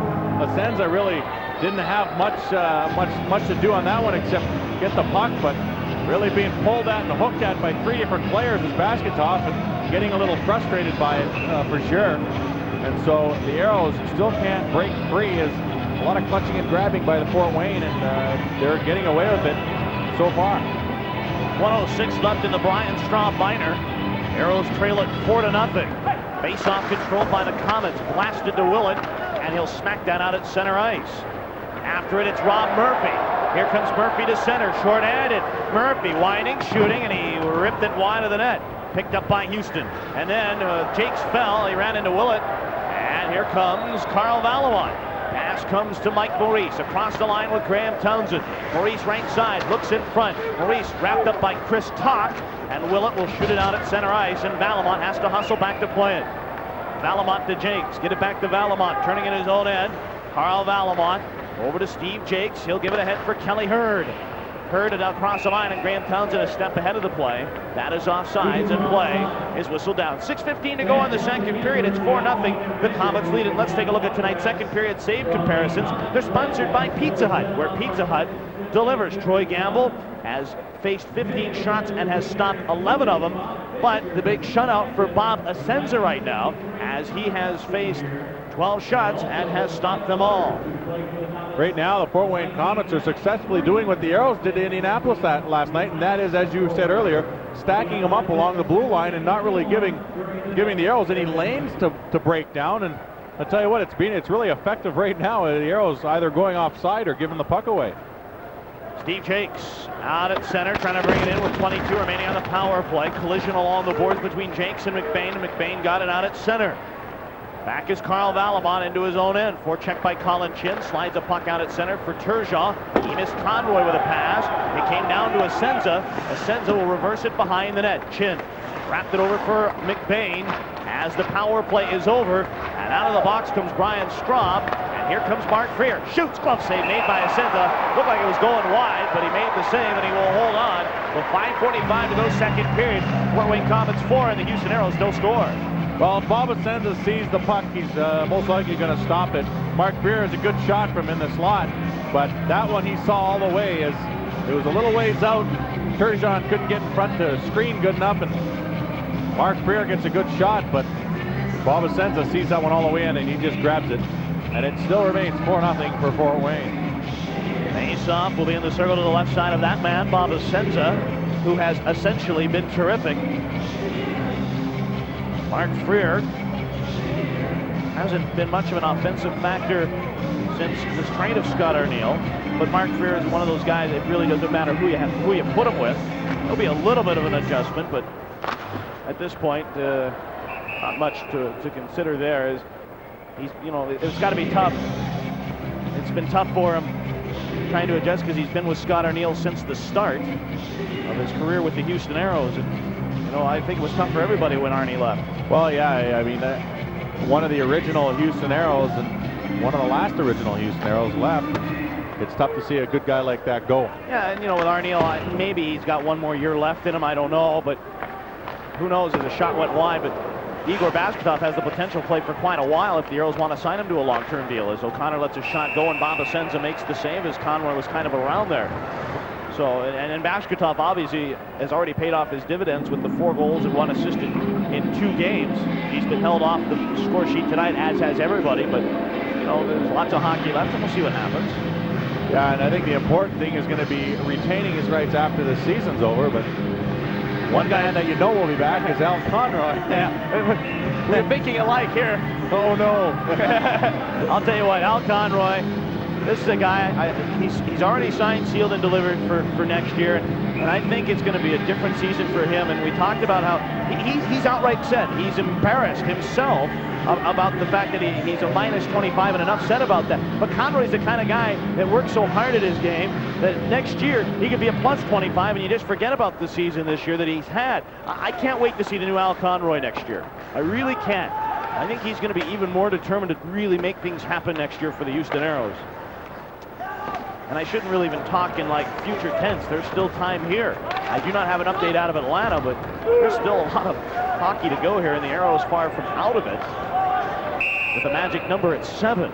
But the Aeros winning last night with the Knights losing. And now, speak of Al Conroy getting into it, but now with that all going on, that'll give us a chance to take time out. 5:05 to go in the second period. It's 4-0. The Fort Wayne Komets, you are enjoying Saturday night on ice.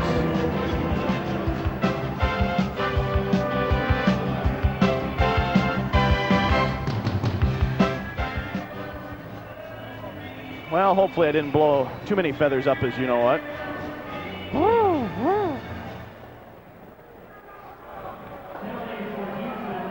Gerard and Laniel. Missed that, Paulie? Laniel. All right, is this home calendar? Okay. What? Say it again. Atlanta won 4-2. Okay. Paulie, can you build a Chiron 4-2 Atlanta over Utah? Atlanta won. Maybe. Maybe, baby. Let's do it on Infinite. Let's see if it'll work. Let's roll that SVHS in there. Okay, ready on C.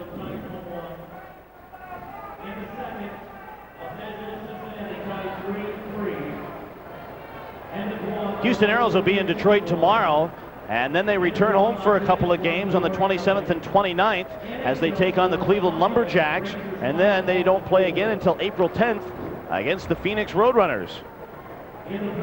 So be sure to get all your tickets. You can contact Ticketmaster at 629-3700 as Al Conroy in the box along with Paul Gerard, 2 minutes each for roughing. And we'll go 4-on-4 hockey. And hey, this might open things up for Igor Bashketov and Vadim Slivchenko.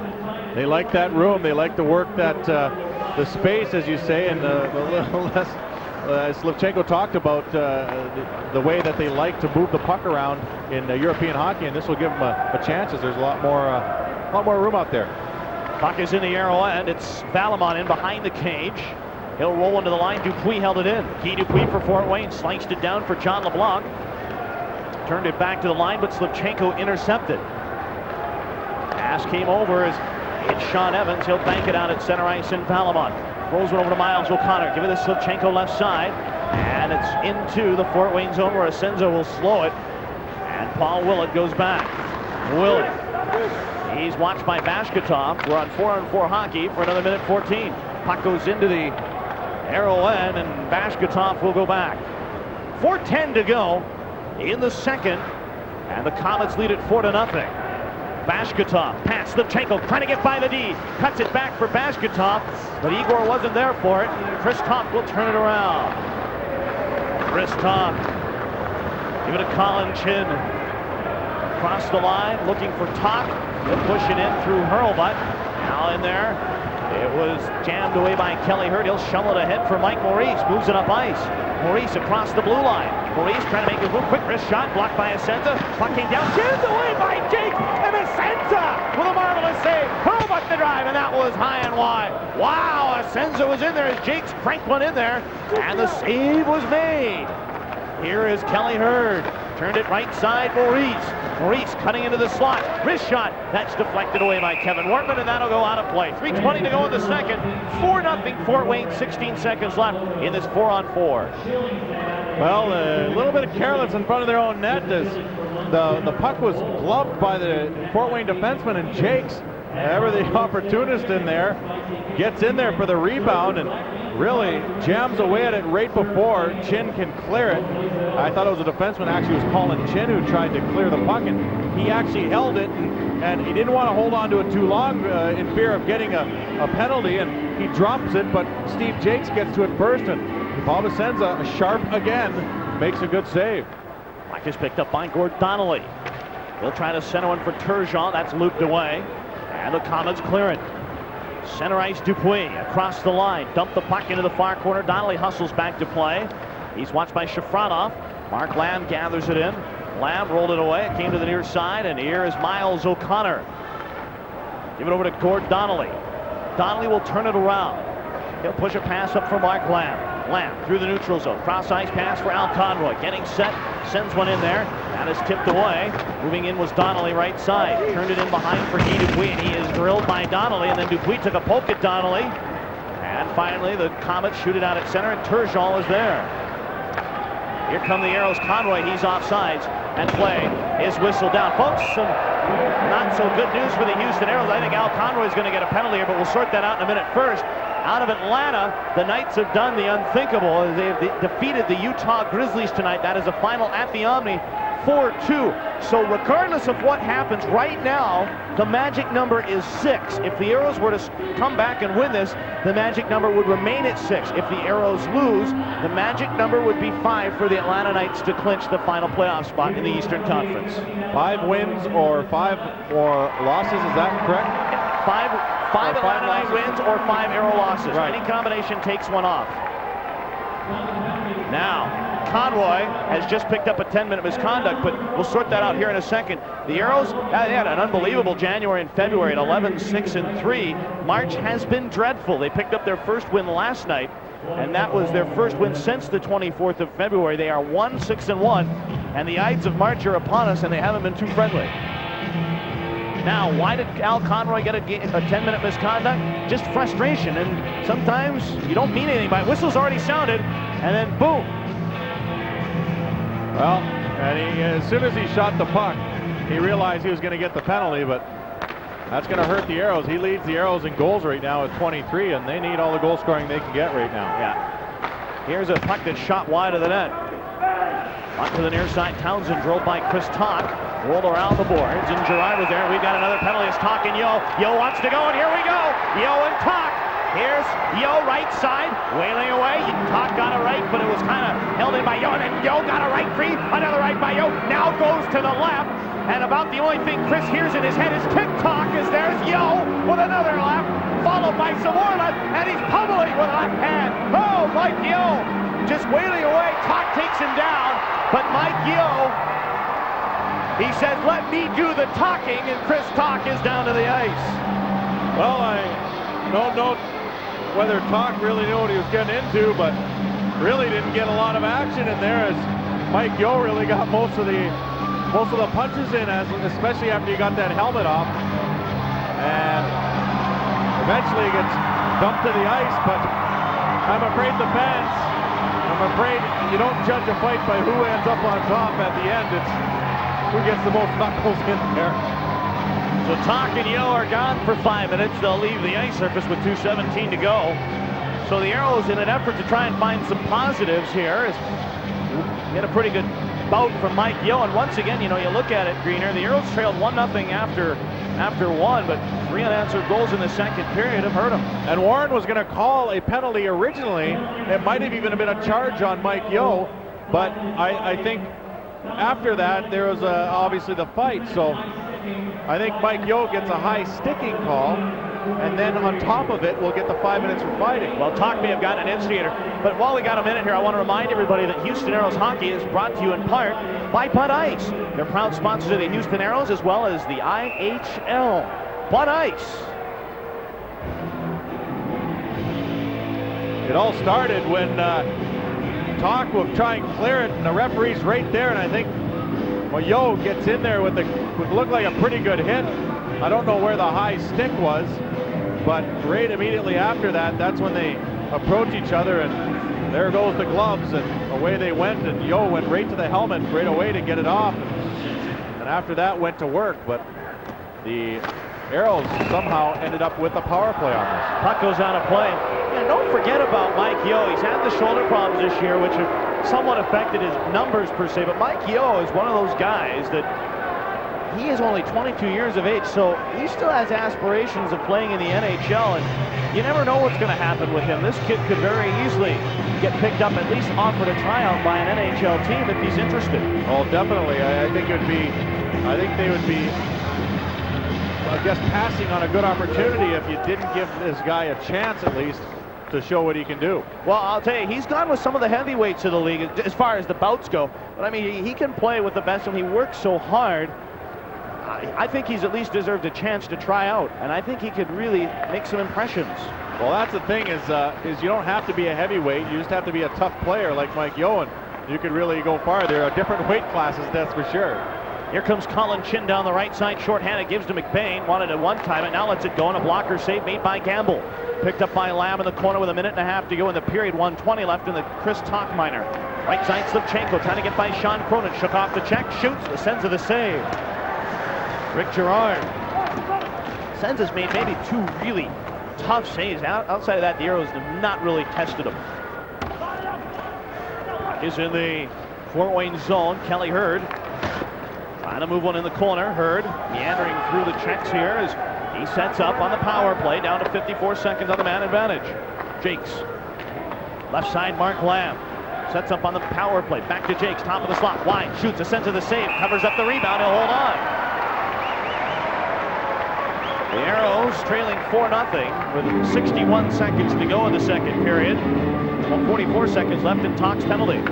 Well, it's a good shot on goal by Steve Jakes, but really no one there to contest the rebound as they're really kept at bay. Cronin keeping Basketov away from the net, and everyone else really not in the close vicinity, and Essensa can pick up that rebound by himself. There are no Aeros, if you're watching on UPN 20, in that picture right there, and that's where they need him, right in front of the goaltender, right in that slot, to try and pick up any rebound, because if someone was standing in front, that rebound would have been right in front of them.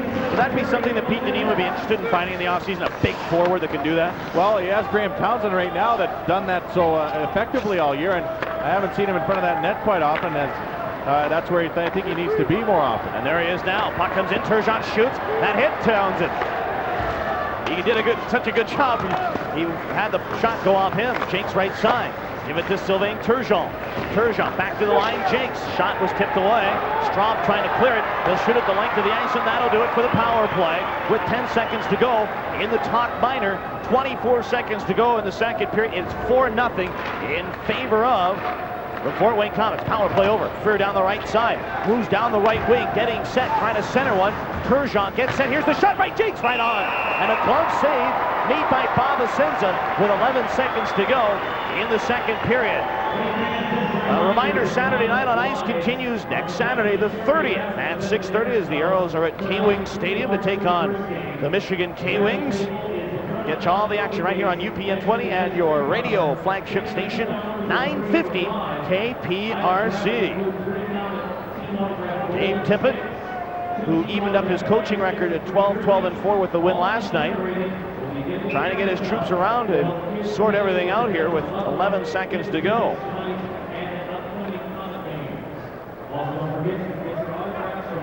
A face-off to the left side of Bob Essensa.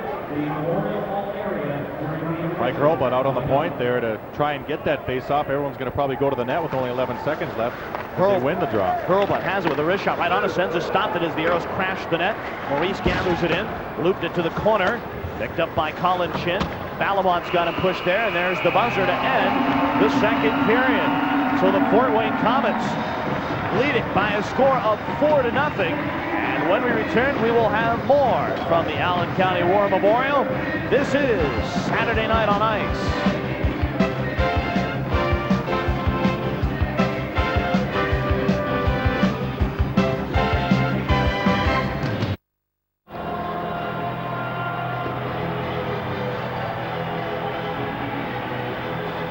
Komets leading the Houston Aeros by a score of 4-0, and the Aeros have made a change in goal. Rob Dobson has gone from sideline analyst to goaltender. That's what it's like in the IHL. One day you're a star on TV, and the next night you're in the pipes. Just ask my partner, Mike Greenlight. I ain't going to be a star in the pipes anymore. Oh, brother. Only in the eye. Rob Dobson, of course, took the loss on Wednesday against Indianapolis, and in his feeling, he didn't play as strong as he could, but he still made some good saves, and he's going to have to make some good saves in this period if the Aeros are to come back. Troy Gamble now on the bench. And, you know, to his defense, he really didn't get a lot of help on a couple of those goals. And you know what? Right now, if the score stands the way it does, he'd have had to have a shutout just to get a shootout. So, I'll tell you what, the Aeros have to jump on their horses here and really get something going. Freer, Maurice, Townsend with Miles O'Connor and Gord Donnelly to start the third period. Aeros move it right to left. And it's jumped on by Miles O'Connor. O'Connor through the neutral zone, shot it in. Townsend pursues, but Gerard is there. He's drilled by Townsend, and it's pushed away and shot out at center ice. Here come the Komets. Puck shot in. Dobson comes out to play it. Roll along the boards. And Maurice has it in behind the net. No, he lost an edge, and down he went. Murphy shoots, scores! Oh, what a tough break. Mike Maurice fell, and Rob Murphy beats Rob Dobson. It's 5-0 Fort Wayne. Not the start Rob Dobson wanted, but you can't blame him on that one. Well, I'm not sure whether anyone said it, but if you think it can't get worse, sometimes it does. As Maurice just loses an edge and really wipes right out.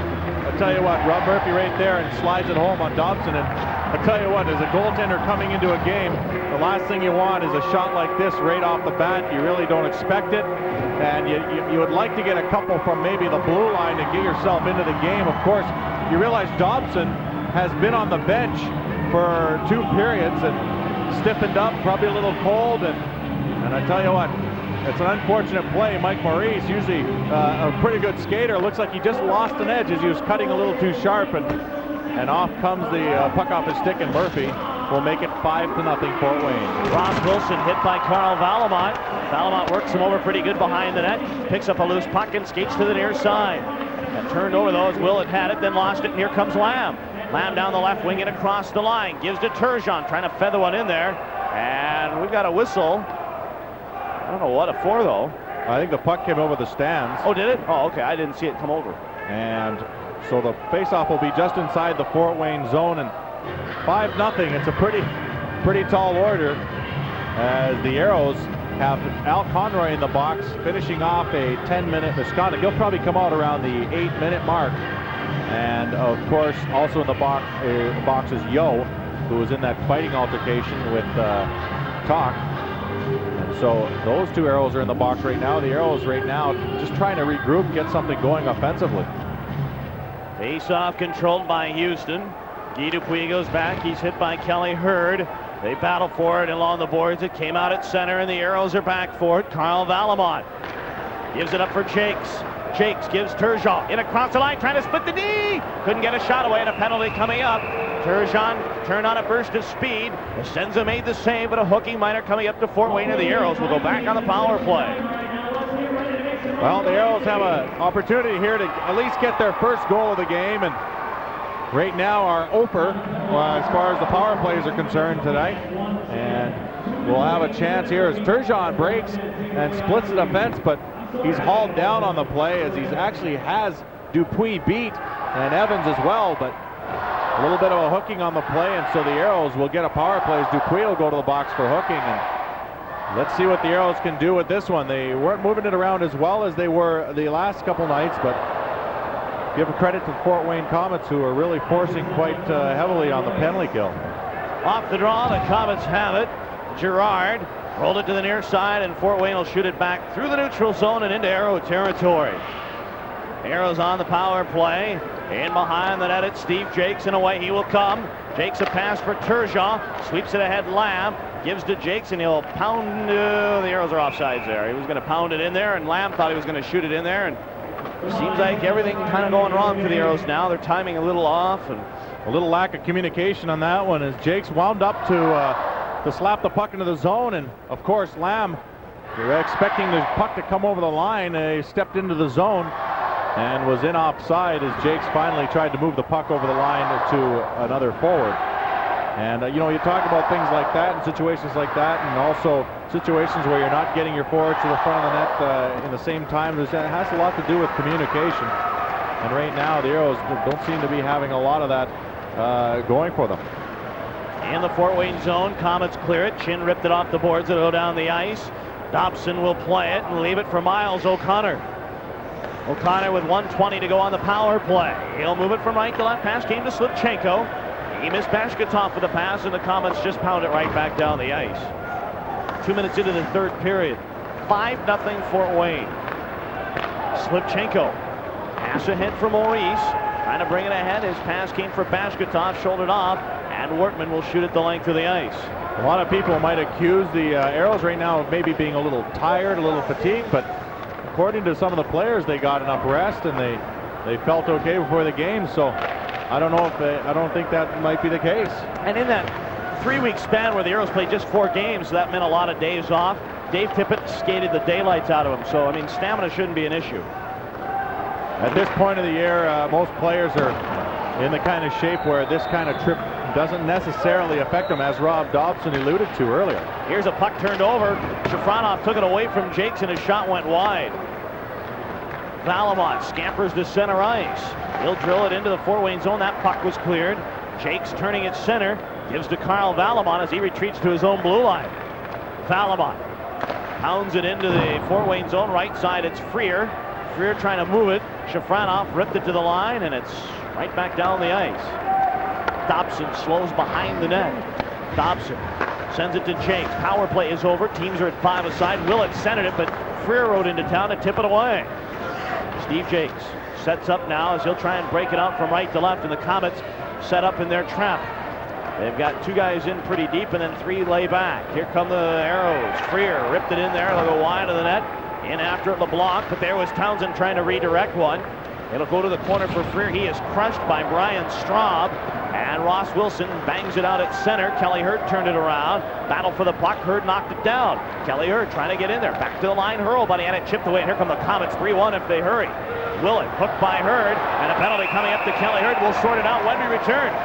4 minutes gone by in the third. It is 5-0 Fort Wayne. This is Saturday Night on Ice.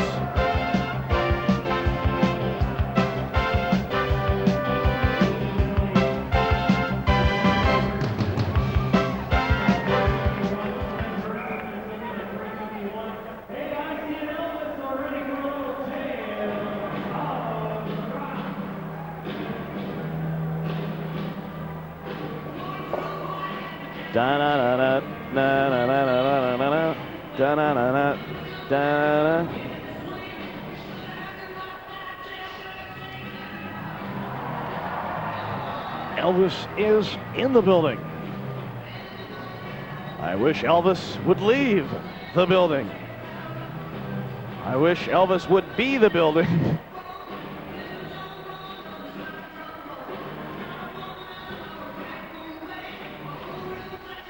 So I said to the girl with the glass eye, I said, Crystal, what do you see things going on now?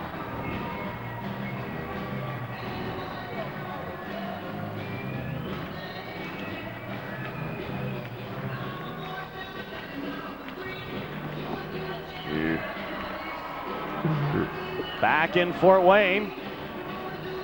4 minutes gone by in the third. 2 minutes up on the board to Kelly Hurd. And the Komets, where they have been deadly tonight on the power play. And somewhere you will find Elvis. And if that guy looks nothing like Elvis Presley. Looks a little bit like Slipchenko. Yeah, he did look like him a bit. Oh, you know what? There's a few lines that could be said right there, Greener, but I'm leaving them alone. Oh, brother. Looks like Slivchenko. Well, what game are you watching? I said it. It definitely. It's not meant as a cut on. No. Actually, he physically looked like him. His face looked like him. I know what you meant. I just didn't see the Oh, resemblance. yeah, trying to make a bad guy out of me. Oh, brother. Now, you do a good job on your own as the puck is shot down the ice by the Fort Wayne, or by the Aeros. Power play's down to a minute and a half. 3 for 5 on the power play tonight. Here come the Komets scampering left side. Wortman shot ahead. Willett in across the line. Freer takes it away. He'll move it out at center. Freer short-handed, shouldered off. Actually, hip check by Sean Evans. Picked it up again, though. He's got Maurice cutting to the net, but getting over there was Oleg Yashin. Freer gave him a pretty good one. Oleg Yashin wanting to get it Mark Freer a little bit. That'd be an interesting tussle. I'd like to see Freer and Oleg go. Puck came to the near side boards. It was O'Connor run in there by Winnis. Puck was centered by Murphy, and Dobson got a piece of it. And it's shot out at center with 5 minutes gone by in the third. 5-0, the Komets lead it. On the power play, it's Rob Murphy. He'll regroup at center. Pass ahead for Shafronov. Give it to Ross Wilson. Puck centered. Score! Oh, what a goal! What a pass! And it is now 6-0. The Komets take the lead again on the power play. They definitely have gotten most of their scoring from that power play. That's their 4th power play goal of the night. And what a pass is right. Talk about threading the needle, and Shafronov makes no mistake getting his 41st goal of the season on a beautiful pass from Evans. And this is on the power play. Rob Dobson with not much left to do than just watch that one go in. Ross Wilson with a beautiful pass. Shafronov with the goal, and it is out at center. Now out through the neutral zone and into the arrow end, and the puck goes down, and icing is the call on the Fort Wayne Komets.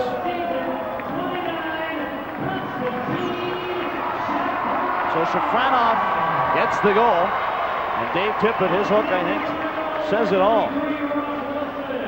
Well, I guess at a certain point he doesn't know where to turn right now, losing 6-0 in a game that he really thought his team would come out a little stronger than they did. And the Aeros definitely putting everything they got into this game. The effort has definitely been there, but just no production. Shafronov picks up a loose puck. Gives to Brian Straub. He'll bounce it to the line. And it's knocked away and shot to neutral ice. Here comes Shafronov, right side, cutting in, looped it back. Rob Murphy lost it, and Bashkatov is out at center with Slivchenko. Let's see what they can do. Igor Bashkatov, right side centered for Jakes, who was pinching, and the puck was cleared. Bashkatov at center, trying to move it across the line. Jakes thwarts that and shoveled it into the zone, and Paul Gerard is there. Paul Willett shot it ahead, and that is offsides as John LeBlanc came over the line ahead of the play, and play whistled down with 13:49 to go in the third, and a 6-0 Komet lead. So the Aeros this year are 13, 16, and 4 on the road, and what it appears like is they'll go 13, 17, and 4 on the road. They've had some marginal success on the road this year, but as of late in this month of March, as we talked about, it has been a rough ride for the Aeros. That's an understatement. March has just been dreadful. They're about to go 1-7-1, and March is not the month to do it. Here comes Paul Willett, right side. Willett moving down the right wing, makes his move around Krupke, sends it back to the line. Here's Evans, shoots, smacked it wide of the net. Pushed away, and the Aeros will turn it around land. Poked it to center for Turgeon. Sylvain Turgeon across the line with Kelly Hurd. Hurd's moving in, but he had it tipped away, and Sean Evans gets it out to center for Paul Willett. Willett in across the blue line. Willett sends one in there, shot tipped away by LeBlanc. Komets haven't let up. They're up 6-0. They're still coming after the Aeros. Center ice, Chris Toth trying to jam one away, and Kelly Hurd takes over. Hurd through the neutral zone. He'll shoot one in there, and Oleg Yashin takes it away, brings it across the line, splits the D's in, a long wait, shoots, and he missed the net, and I think Dobson got a piece of it.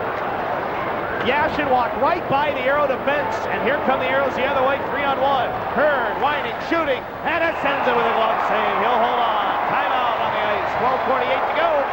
6-0 the Komets. This is Saturday Night on Ice.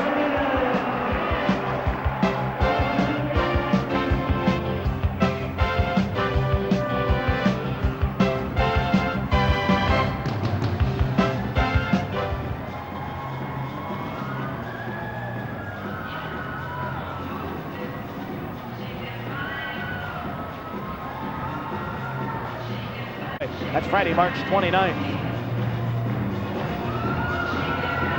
Face off here in the circle to the left side of Bob Essensa.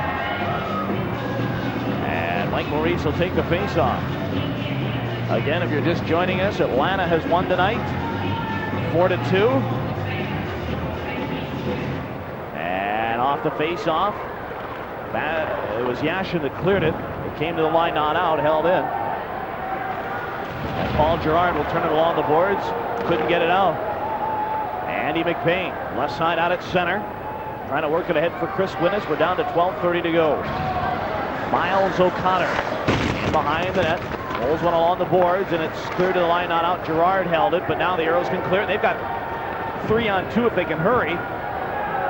Townsend right side. Couldn't really get it started, so he shoots it on to Bob Essensa, and he'll hold on to it. Graham Townsend took it over the line, and the Aeros were being held up a little bit and couldn't really get to the net. By the time Townsend gathered the puck from his skates, all he could do was feed it towards the net, and Essensa, all he had to do was corral the puck and freeze it for a face-off. You'll see him do that, probably trying to protect his shutout a little bit. 12 minutes and 15 seconds remaining, and not very many happy faces on the Houston Aero bench, any at all, I should say, as they are discussing a few things and trying to figure out what's wrong. But I think it's a little bit past that, as they're down 6-0 with half a period to play in this game. Puck is shot along the boards. Komets trying to get it out there. Basketov knocked it away. Here's a chance. Slivchenko shoots it. Essensa stopped it. Slivchenko again. Another shot and a penalty coming up. Tell you what, Vadim Slivchenko, he's had some chances. It's not been his best game, but you know what? He's drawn some penalties. He's getting in there. He's played a little feisty. Not been a bad game for Vadim tonight. Yeah, and once again, you can see a little more jump in his step, and that acceleration factor and the way he jumps into the play is coming out a little more tonight, and definitely getting in front of the net, getting his nose dirty, as we like to say, and yeah, getting involved. And I think that only can help him as a hockey player to get more involved in the play and take your lumps here and there, but eventually it'll pay off. Pays off in the circle to the left side of Essensa. It is Slivchenko, gives to Valamont as the Aeros on the power play. Mike Yeo along the left side, bumped by Sean Curran. It's smacked the length of the ice by the Fort Wayne penalty killers. Here is Mark Lamb. He'll move it up ice. Lamb through the neutral zone. Give it to Slivchenko, speeding in down the right side, trying to make the move. He was pushed off by Guy Dupuis as Essensa's there to cover up. And hold on with 1:37 left in the Sean Evans penalty. 11:40 to go in the third period. 6-0 the Komets. Bob Essensa talked about, he's playing a good game, and you know what? I think it's just you have to give him first start. It's almost an automatic first start just because of the shutout. But in my mind, he hasn't had to be that good.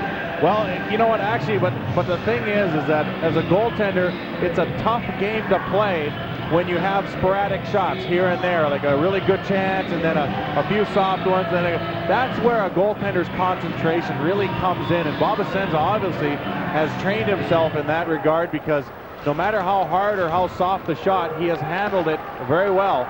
And I tell you what, that's where you pick your first star selection if it remains like that, is the fact that he was able to stay in this game no matter what the score was. Here come the Aeros. Valamont winding it through the neutral zone. Valamont cutting down left wing, pulls up base of the circle, gives to Maurice, tipped away by Paul Gerard, and he'll shoot that the length of the ice. If I had to pick a couple of guys, I like the play tonight of Colin Chin. He's got the goal, but he just set up so much tonight. Also John LeBlanc, the game he's had.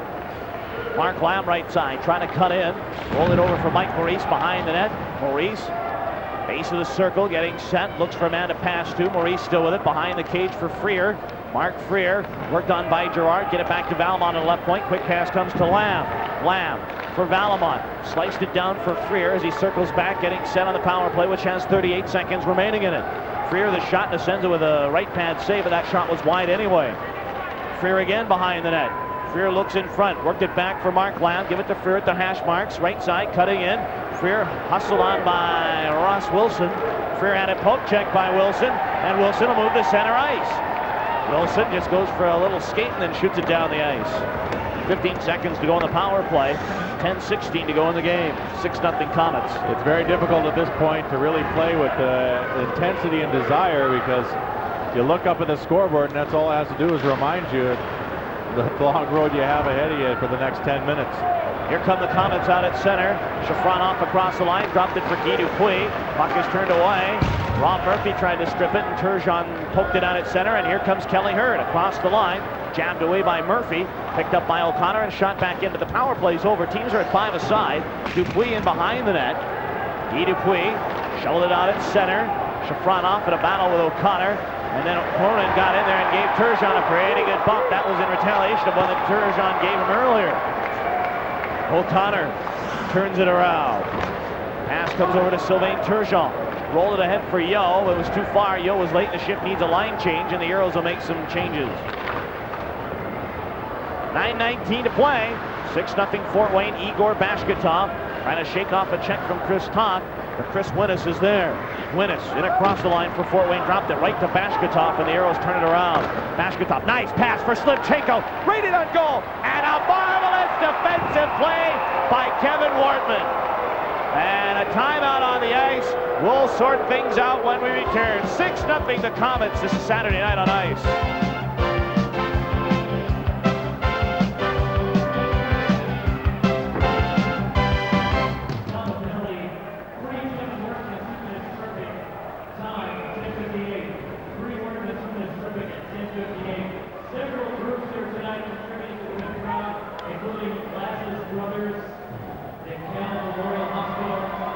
Great defensive play. That's a bad call.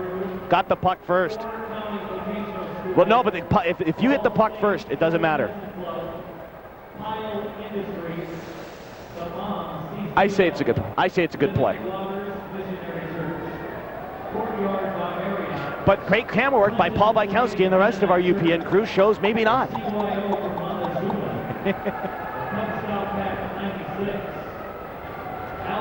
First one's got it right here. It's ready to go, so I can go right into it first whistle. All right, Greener, bring us back. Do I have to? Wow. Back at Allen County War Memorial Coliseum as Wortman gets a stick and a little bit more on Slivchenko. He'll go to the box. It looked like an incredible defensive play. Dean Warren will call him for tripping, but if you really watch it closely, if you're enjoying the game on UPN 20, it's one of those discretionary calls. To me, it looked like just a great defensive play, but the referee says no, and the Aeros will go on the power play. Yeah, I mean, it's not a clear-cut rule, but it looked like if he got the puck first, there's no question. The question is, did he clip the left skate before he got the puck? In my mind, I thought it was a great play. He got back there and got the puck first. Thought a great play, but the Aeros are on the power play, and here they go. Slivchenko worked it down for Igor Bashkatov. Back for Slivchenko, sets up on the man advantage. Slivchenko waiting, tipped it back to Hurlbut. Top of the slot, winding, faking the shot, gives it Valmont, cutting in, centered. Here's the shot. They score! Vadim Slivchenko after a beautiful pass from Carl Valmont. And I think it's fitting that Slivchenko gets the goal because he has had some chances tonight, and he does get the power play goal to break the shutout. He has had some chances the last few games and couldn't find the mark. Gets a good chance in front of the net and makes no mistake. Valmont gets an assist as he backdoors it, and Slivchenko banks it in there. So that'll ruin the shutout, and the Aeros now trail at 6-1. They do get the goal on the power play as Slivchenko appeared to bank it in, maybe off of a skate even. It might even have gone off Bashkatov's skate, which would give him the goal. I'm not sure on this one. Well, I think they announced this Slivchenko. I was trying to listen there, and I think they said Slivchenko got it from Hurlbut and Valmont. Here's a lead pass for Freer, and there's Essensa to cover up. With 8:35 remaining in the third period and a 6-1 hockey game. Let's take a look at tonight's third period shots on goal. They're sponsored by High-Low Auto Parts. You can get an auto part anywhere, but what you need is High-Low. Shots on goal, dead even, 21 apiece. As the Aeros, though, finding Bob Essensa stopping 20 of those 21 shots. The other side of things, 15 saves for Troy Gamble and Rob Dobson combined as a shot came on to Essensa, and he looked like he might have been tipped a little bit, if not by his own man Willett. Maybe Freer scraped him a little bit, but he'll hold on. And as a goaltender, when you get bumped, I mean, that just has to take your total focus off the puck. Well, I guess, yeah, it all depends on where you're getting pulled. A lot of players, and you can name a few, but a lot of players will actually step into the goaltender on purpose and let their momentum carry them into a goaltender and to try and make it look inadvertent. And there's other players that'll just blatantly try and hook your arm or use your stick hand to throw you off balance, and that's the job of the referee to call an interference penalty if he sees it, but often you won't see it in the trenches there. In behind the Fort Wayne net, it's Graham Townsend as the Aeros trail 6-1. Freer chased one down to the corner as he's watched by Murphy.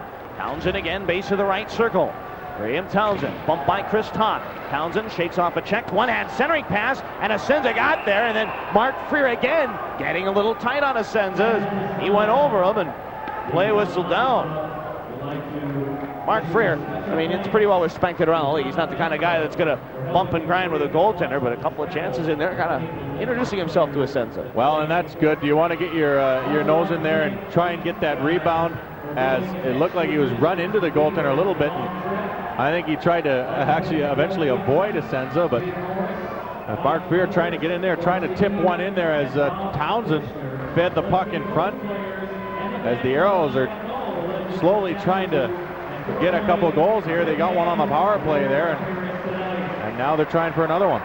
The Aeros will be back on Prime Sports a week from yesterday, Friday night, from the Summit. It's the Cleveland Lumberjacks against the Houston Aeros at 7 o'clock on Prime Sports, and your radio play-by-play home, Super Talk Radio 950, KPRC. Slivchenko, last goal that he had, yes, it was a power play goal, but it was a while ago. It was in Chicago, February 2nd. So Slivchenko has broken the goal-scoring slump with one here tonight. Igor Bashkatov works one down for Kelly Hurd that was knocked away. Or actually, that was Slivchenko that was down there. Slivchenko trying to cut in, knocked away by the Komets and smoked right out at center. Here's a shot that's hoisted high and wide of the net. Paul Gerard gathers it in. Yode got a skate on it. Chris Winnis will smoke it out at center and back down the ice. Miles O'Connor is back for it as he's watched by Oleg Yashin. O'Connor sets up behind the net, looks for the breakout. He'll bring it out with a pass, missing everybody. This will be icing if the Komets get there, and Essensa played it to negate the icing.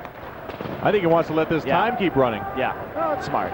6-1. Here's Dobson out of the net. He'll play it, and the puck hit with a high stick by the Aeros, so they'll bring the faceoff back into the Aero end with 7:20 to go. And you can remember that the Aeros will be back at it tomorrow from Detroit. A 5 o'clock start for you in Houston from the Palace of Auburn Hills. The final meeting in the Palace between the Aeros and the Detroit Vipers. And you can only hear the action on radio on 950 KPRC.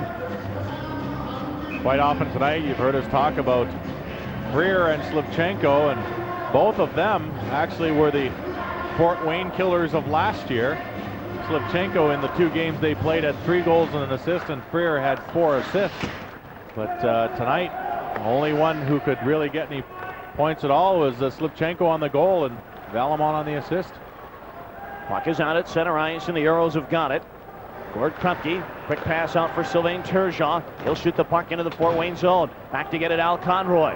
Conroy, base of the right circle, handed over to Lamb. Watched by John LeBlanc. Battle for the puck in the corner. Conroy's in there. He's tied up by Sean Evans. Turgeon had it, lost it. Give it to Hurlbut, trying to work one down. Lamb's got a chance. Winding, shooting. Essensa saving. Puck picked up by Conroy to the line. Hurlbut winds, shoots. Essensa save. Rebound! And a marvelous chance by Conroy, but he fired it wide.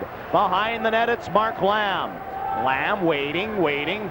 Looks for a man to pass to. Trying to make his move. He centered one and hit the side of the net. Puck came out in front, but the Komets have it. They'll come out 2-on-2.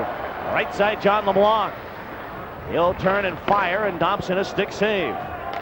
6:20 to go. Hurlbut to Turgeon. He'll gently roll it into the Fort Wayne zone, and Wortman will go back to play. Rob Murphy. He'll move it up the right side. Pushed it out at center. Jake's trying to knock that away, and they're going to say, what are they going to say? Did that go back in? Offsides? Over and back. You're a Canadian. How do you know that? Well, I don't know. I saw that. Oh, good one, Greedy. Puck will be brought out to center for a faceoff. 6:06 to go. Kelly Hurd obviously wanted to make a better impression tonight, as well as the whole Aeros hockey team, but couldn't really get it going from the start, and Fort Wayne just played their game plan. Dave Parrish's game plan to a T, and got that lead and stuck with it and took advantage of any other situations. Puck shot into the arrow, and Valamont hustles back. He'll ram it along the boards, picked up by Jakes, trying to get it through Konstantin Shafronov. Shafronov took it away, cuts in. Dobson made a pad save on it. Actually more of a skate save. And it's jammed to the corner. Shafronov has it again, base of the right circle to Murphy. Murphy pushed by Jakes. Now Colin Chin. Tied up along the boards by Valamont. Puck came in front of shot. Drizzled wide of the net. Valamont pushed off by Colin Chin. Arrows get in there. Freer was muscled off the puck, but the Arrows clear it. Mike Maurice. Back is Chris Talk. On the left side, shoots the puck into the Arrow zone, and Dobson will slow with 5:20 to play in the hockey game. 6-1 Komets. Maurice shoots it in. Kelly Hurd goes in after it. Overskated the puck, and Andy McBain will turn it around. Scampers to center. McBain shoots it in. And Rob Dobson is there, but it'll be played by Miles O'Connor. Long pass, snaps Slivchenko, trying to move it for Bashkatov. Yashin is there. Oleg Yashin trying to get away from Slivchenko. Yashin through the neutral zone. Hits the line. That is offsides as they are in ahead of it. Now we've got Yashin getting into it with Miles O'Connor. O'Connor wanting to get in there with Yashin. Linesman getting in there. And I think the linesman do a pretty good job here, and we can take a timeout. 4:54 to go in the third period. The Komets lead at 6-1, and this is Saturday Night on Ice.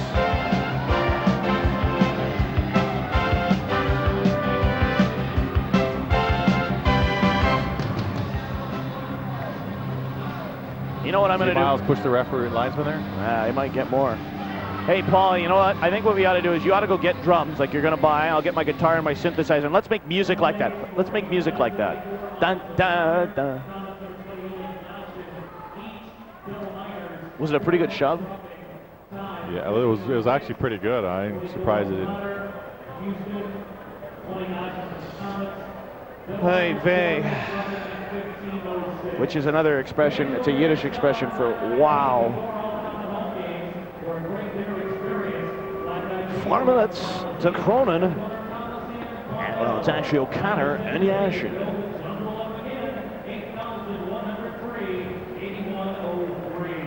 It's 100 over their capacity. 8,103, they said? Yeah. Their capacity says 8,003. The Houston Aeros want you for a group outing. Just bring a group of 20 or more and you will receive a discount on tickets, a welcome at the game, merchandise discounts, and a chance to win great prizes twice a year in the group sweepstakes. You can also bring a group of 42 people to the game on the Aero bus. For more information, call 627-AERO. Join the Aero Force. That's the American way, 627-AERO. Face-off is at center ice. As double minors went to Oleg Yashin, who you see on your screen if you're watching on UPN 20, and Miles O'Connor in the Aero box. If it were just single minors, we would go 4-on-4, but because they are double minors, they're going to go 5-on-5. Unless there was something more that was handed out that I didn't hear, but I think they were just double minors. Yo steers one ahead, Slivchenko.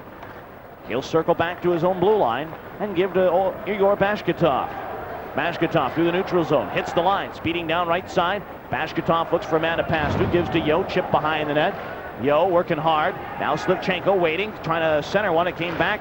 Jake's trying to get a shot away, but that was turned away by Ross Wilson, and out at center for John LeBlanc. Wines, shoots, and that was slammed wide of the net. Now down the left side, Yo. Pass tipped away by Guy Dupuis. He'll turn in his own end, push it right side, and come out at center, and back is Carl Valamont. 4:10 to go in the third, 6-1 Fort Wayne. Conroy in across the line, lost it, trying to get it back, but Chin worked it away. Now it's pushed into the zone, but Lamb was offside, and they'll bring the face-off to center with 4:01 to go in the third, and a 6-1 Fort Wayne lead. Shots on goal, 26-21 in favor of the Houston Aeros. Komets have had 21 shots, but just 15 saves by Aero netminders tonight. And once again, you have to look at the quality of the shots sometimes rather than only the quantity. And the Aeros, a lot of their shots coming from the perimeter, and Bob Essensa seeing a lot of them, whereas a lot of good backdoor one-timer type of shots for the Fort Wayne Komets, not giving the goaltenders a lot of opportunity on them. Puck is brought in by the Komets, steered. Murphy wanted to get one away. Dobson had gone down, but the Aeros get it back, and here is Turgeon. Rolled one ahead for Mark Lamb, trying to get it back for Turgeon. It's intercepted by Sean Evans. And here's Colin Chin across the line. Chin centered one. Too hard, went through the slot. And here is Lamb to the corner for Houston in a battle with Rob Murphy. Behind the net for Gord Krupke, bumped by Chin. And the Aeros have it. Mike Hurlbut. Pass center ice for Al Conroy. Moves it up ice with Lamb. Conroy hits the line, dropped at Lamb. Winds, fakes the shot. Then he no-look pass at the blue line, and it came out at center ice. The Aero defense were changing, and Lamb's pass didn't find anybody except an orange jersey. We've got a whistle, and do the Komets have too many men on the ice? I think they may have had about 7 guys out there. Bad line change. I think the Aeros are going to get a power play. Dave Parrish on the bench with his team trying to figure out who jumped on the ice without having someone come off. You know, the assignments on the bench, you always hear guys saying, okay, I got so-and-so, I've got so-and-so, and again, that falls down into communication, but this time a little miscommunication on that bench, and someone jumped on the ice a little early, and so the Komets will go short-handed, but I don't think it's really going to hurt them that much. 3:05 remaining left in this game, and they have a 6-1 lead, good enough for a good cushion. You know, one thing about the Fort Wayne Komets, I like their jerseys this year. It used to be just the orange for their road, all orange with very little black. It was mostly white and orange, but the black really adds a neat element to the jersey. Orange is a color that it just seems like it's slowly out of trend, but the Komets have done a good job in making them look pretty good. I don't mind their look at all. Valamont creams one in there. They're popular on Halloween. Yes, as the puck goes down. You know, like we said, the orange, as you can see there, it's a color that just seems like it's not as popular as, say, the greens and the blues that are in now, or I guess teal is the earth tone. Yes. Oh, brother, taupe. There's the new color.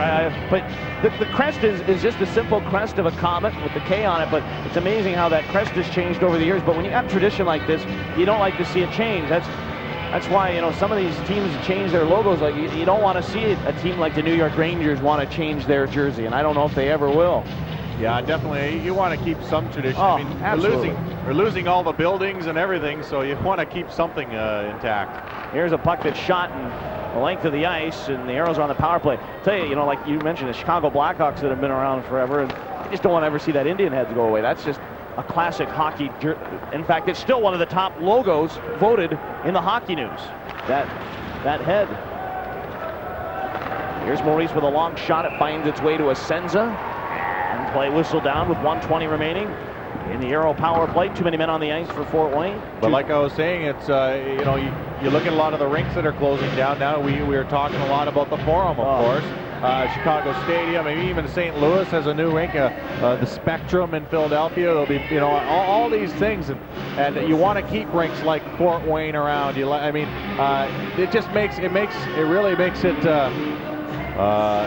it an interesting league when you have a little bit of differences in the rinks that you go to, like this, and of course the Kalamazoo Wings. Well, 45 years this rink has been in the IHL. It has seen 4 Turner Cup, 1 here. Here is Igor Bashkatov. The only thing it has never seen is a Mike Greenley victory. We were talking about that coming over. The shot came on. Essensa stopped it. Rebound. Essensa stopped that. Bang away at it. And Essensa there again. Oh! So the Aeros crashing the net, but Bob Essensa says, hey, you got one by me, but that's it. And that includes your story there. That includes in the booth as well, unfortunately. As a good shot by Donnelly, it's actually deflected by Straub in front of the net. They wrestle over whether they're going to try and clear it or jam it into Essensa, and finally the puck finds its way into Essensa's pads like it has all night long. When you guys won the Turner Cup, you said you never won this building. You said you got lit up in one game, but the team came back after you were pulled? Was that what? Yeah, we definitely won that one in triple overtime. And I didn't get credit for that one. It's one of the only games I didn't play that year in the playoffs. It's a tough building. It is definitely a tough building to win in. And the crowd has been very docile tonight, to say the least. I mean, and usually they're really hanging over the glass, and some cat calls are rather personal and so on and so forth. But I tell you what, tonight it's been pretty tame crowd, I guess you could say. Bashkatov offside, still 29 seconds left on the power play. The other building that really is raucous, and we've seen it a number of times, is the Cincinnati Gardens, and that's another building. There's rumors they might go to Richfield, or the Cincinnati Coliseum. They're in Cincinnati next year. It's just rumors that have been floating around. I hope not. Well, I guess, it's the old argument. You get the popularity of the league growing all the time, and so therefore more fans are coming and accommodate more fans. You want bigger buildings, and so you lose the traditional buildings such as these. Well, and Doug Kirchhoffer, who's the president of the Cincinnati Cyclones, he says he's not big on raising ticket prices, and he really hasn't raised them much over the last few years. Here's a centering pass, shot right on, and Essensa made the save on Jakes. Cleared out at center, and right back down into the Aero end. Balavon. He'll move it up and out at center for Mark Lamb. Down to 1:10 to go. Power play is just about over as Turgeon shoots, and a stick save made by Essensa. Strong. Pumped it ahead, and it's out at center ice as we're down to the final minute. Last minute of play as the puck comes to Paul Gerard with a wrist shot, and the pad save made by Dobson. In there was Ross Wilson, and that went wide. On the rebound, Lamb. Out at center for Al Conroy. Dumped the puck into the Fort Wayne zone. Chris Winnis goes back. He is hammered by Lamb, and it's cleared out at center. Gerard cranks one in there. Glove saved by Dobson with half a minute to go in this one. Dobson trying to find a way to play it, and there's nobody there. And play whistled down. The Aeros will be back in this building next week. It'll be a Sunday night game. That's following the Michigan game on Saturday, which you can see right here on UPN 20 as well as on 950 KPRC radio. We'll be able to hear all the action there, but they're in this building, and that'll be their final meeting against the Komets this year. And it looks like the Aeros still will not be able to beat the Fort Wayne Komets this season. One more chance. One more chance is right. They have one more opportunity, and I'll tell you what, that graphic that they showed here definitely told a story. They are 0-17-3 against the three different teams, Cincinnati, Orlando, and Fort Wayne, and that's made a big difference right there, even if you could go 500 with those teams. Down to 20 seconds, and the puck in the corner, dug out by Freer. He's locked up in the corner. Rob Murphy banked it back to the line. Here's Krupke, winds, shoots. Oh, hit Freer in the skate. I'm not so sure that was by Essensa. And it shot the length of the ice, and that'll be the hockey game. 3 seconds left. Krupke hustles back. He will play it with 1 second remaining. Well, to add insult to injury, they have to face it off one more time down to the other end. So the face-off will be in the Fort Wayne end, and Dave Farish, what a job he has done. Bruce Boudreau, who took over, was the coach of the team last year. He was relieved of his duties mid-season, and because Colin Chin had the knee injury, he and Derek Gray, who's the assistant this year, they took over. And Colin Chin and Derek Gray were co-coaches, and they dropped the puck and the game is over. But Dave Farish has done a terrific job, and his hockey team, spurred on by the performance of Bob Essensa, have defeated the Aeros by a score of 6-1. So the Aeros now, with just one win in their last 8 contests, and with the Atlanta night win, the Aeros' magic number now, or maybe I should say black magic number, is to 5, as the Knights need either 5 wins or 5 Aero defeats, and the playoffs will be theirs. 6-1, the Komets win it, and we'll recap everything when we return. This is Saturday Night on Ice.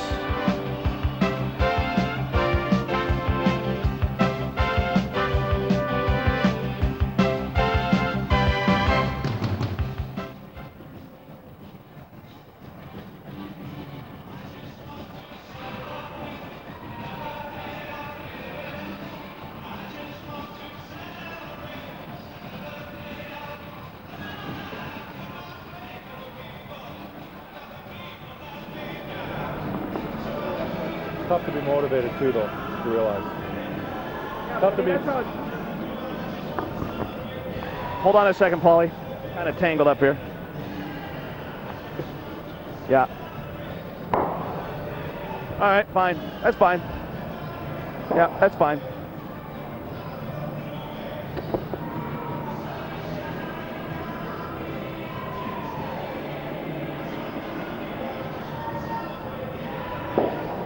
All right.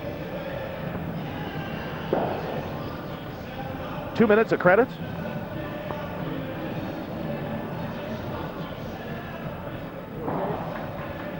All right. I'll give you time. Okay, who's our... Oh, that's right, we don't have Texaco star of the game anymore. Larry, is it pronounced Mago or Mago? Mago.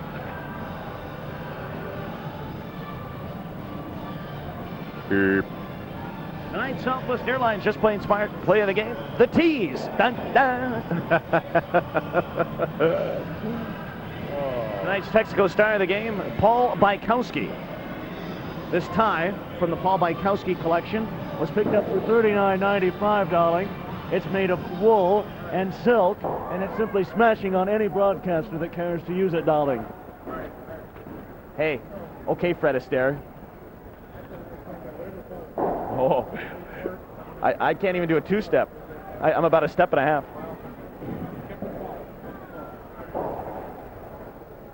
How ironic that the Soviet players score tonight, and that means we're rushing out of here. Wow. 20 seconds. What are we doing here? Nothing? Exactly. I can do that really well. Game. I don't even... What's it going to be? Just to break the shot up. Safety not the way he played.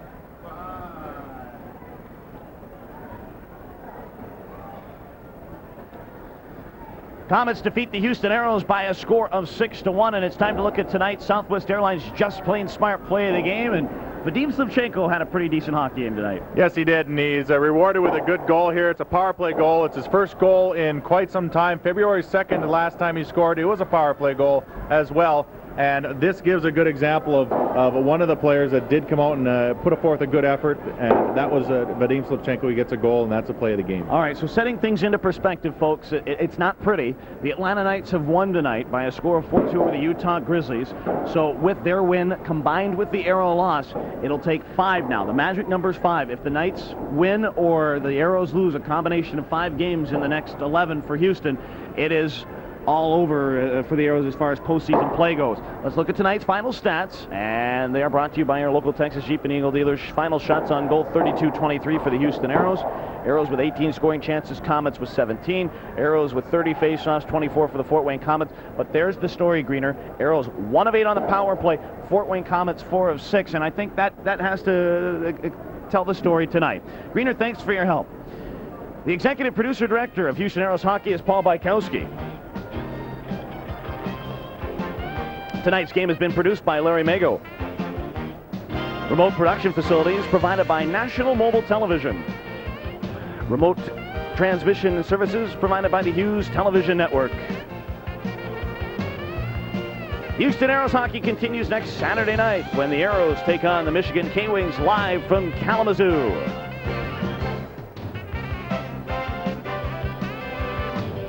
Up next on UPN 20, it's Lorenzo Lamas in Renegade. For the radio listeners on KPRC, we return you to your regularly scheduled programming. For Mike Greenley and all the staff at UPN 20, this is Adam Gordon reminding you the final score tonight, Fort Wayne 6, Houston Aeros 1. Thank you and good night.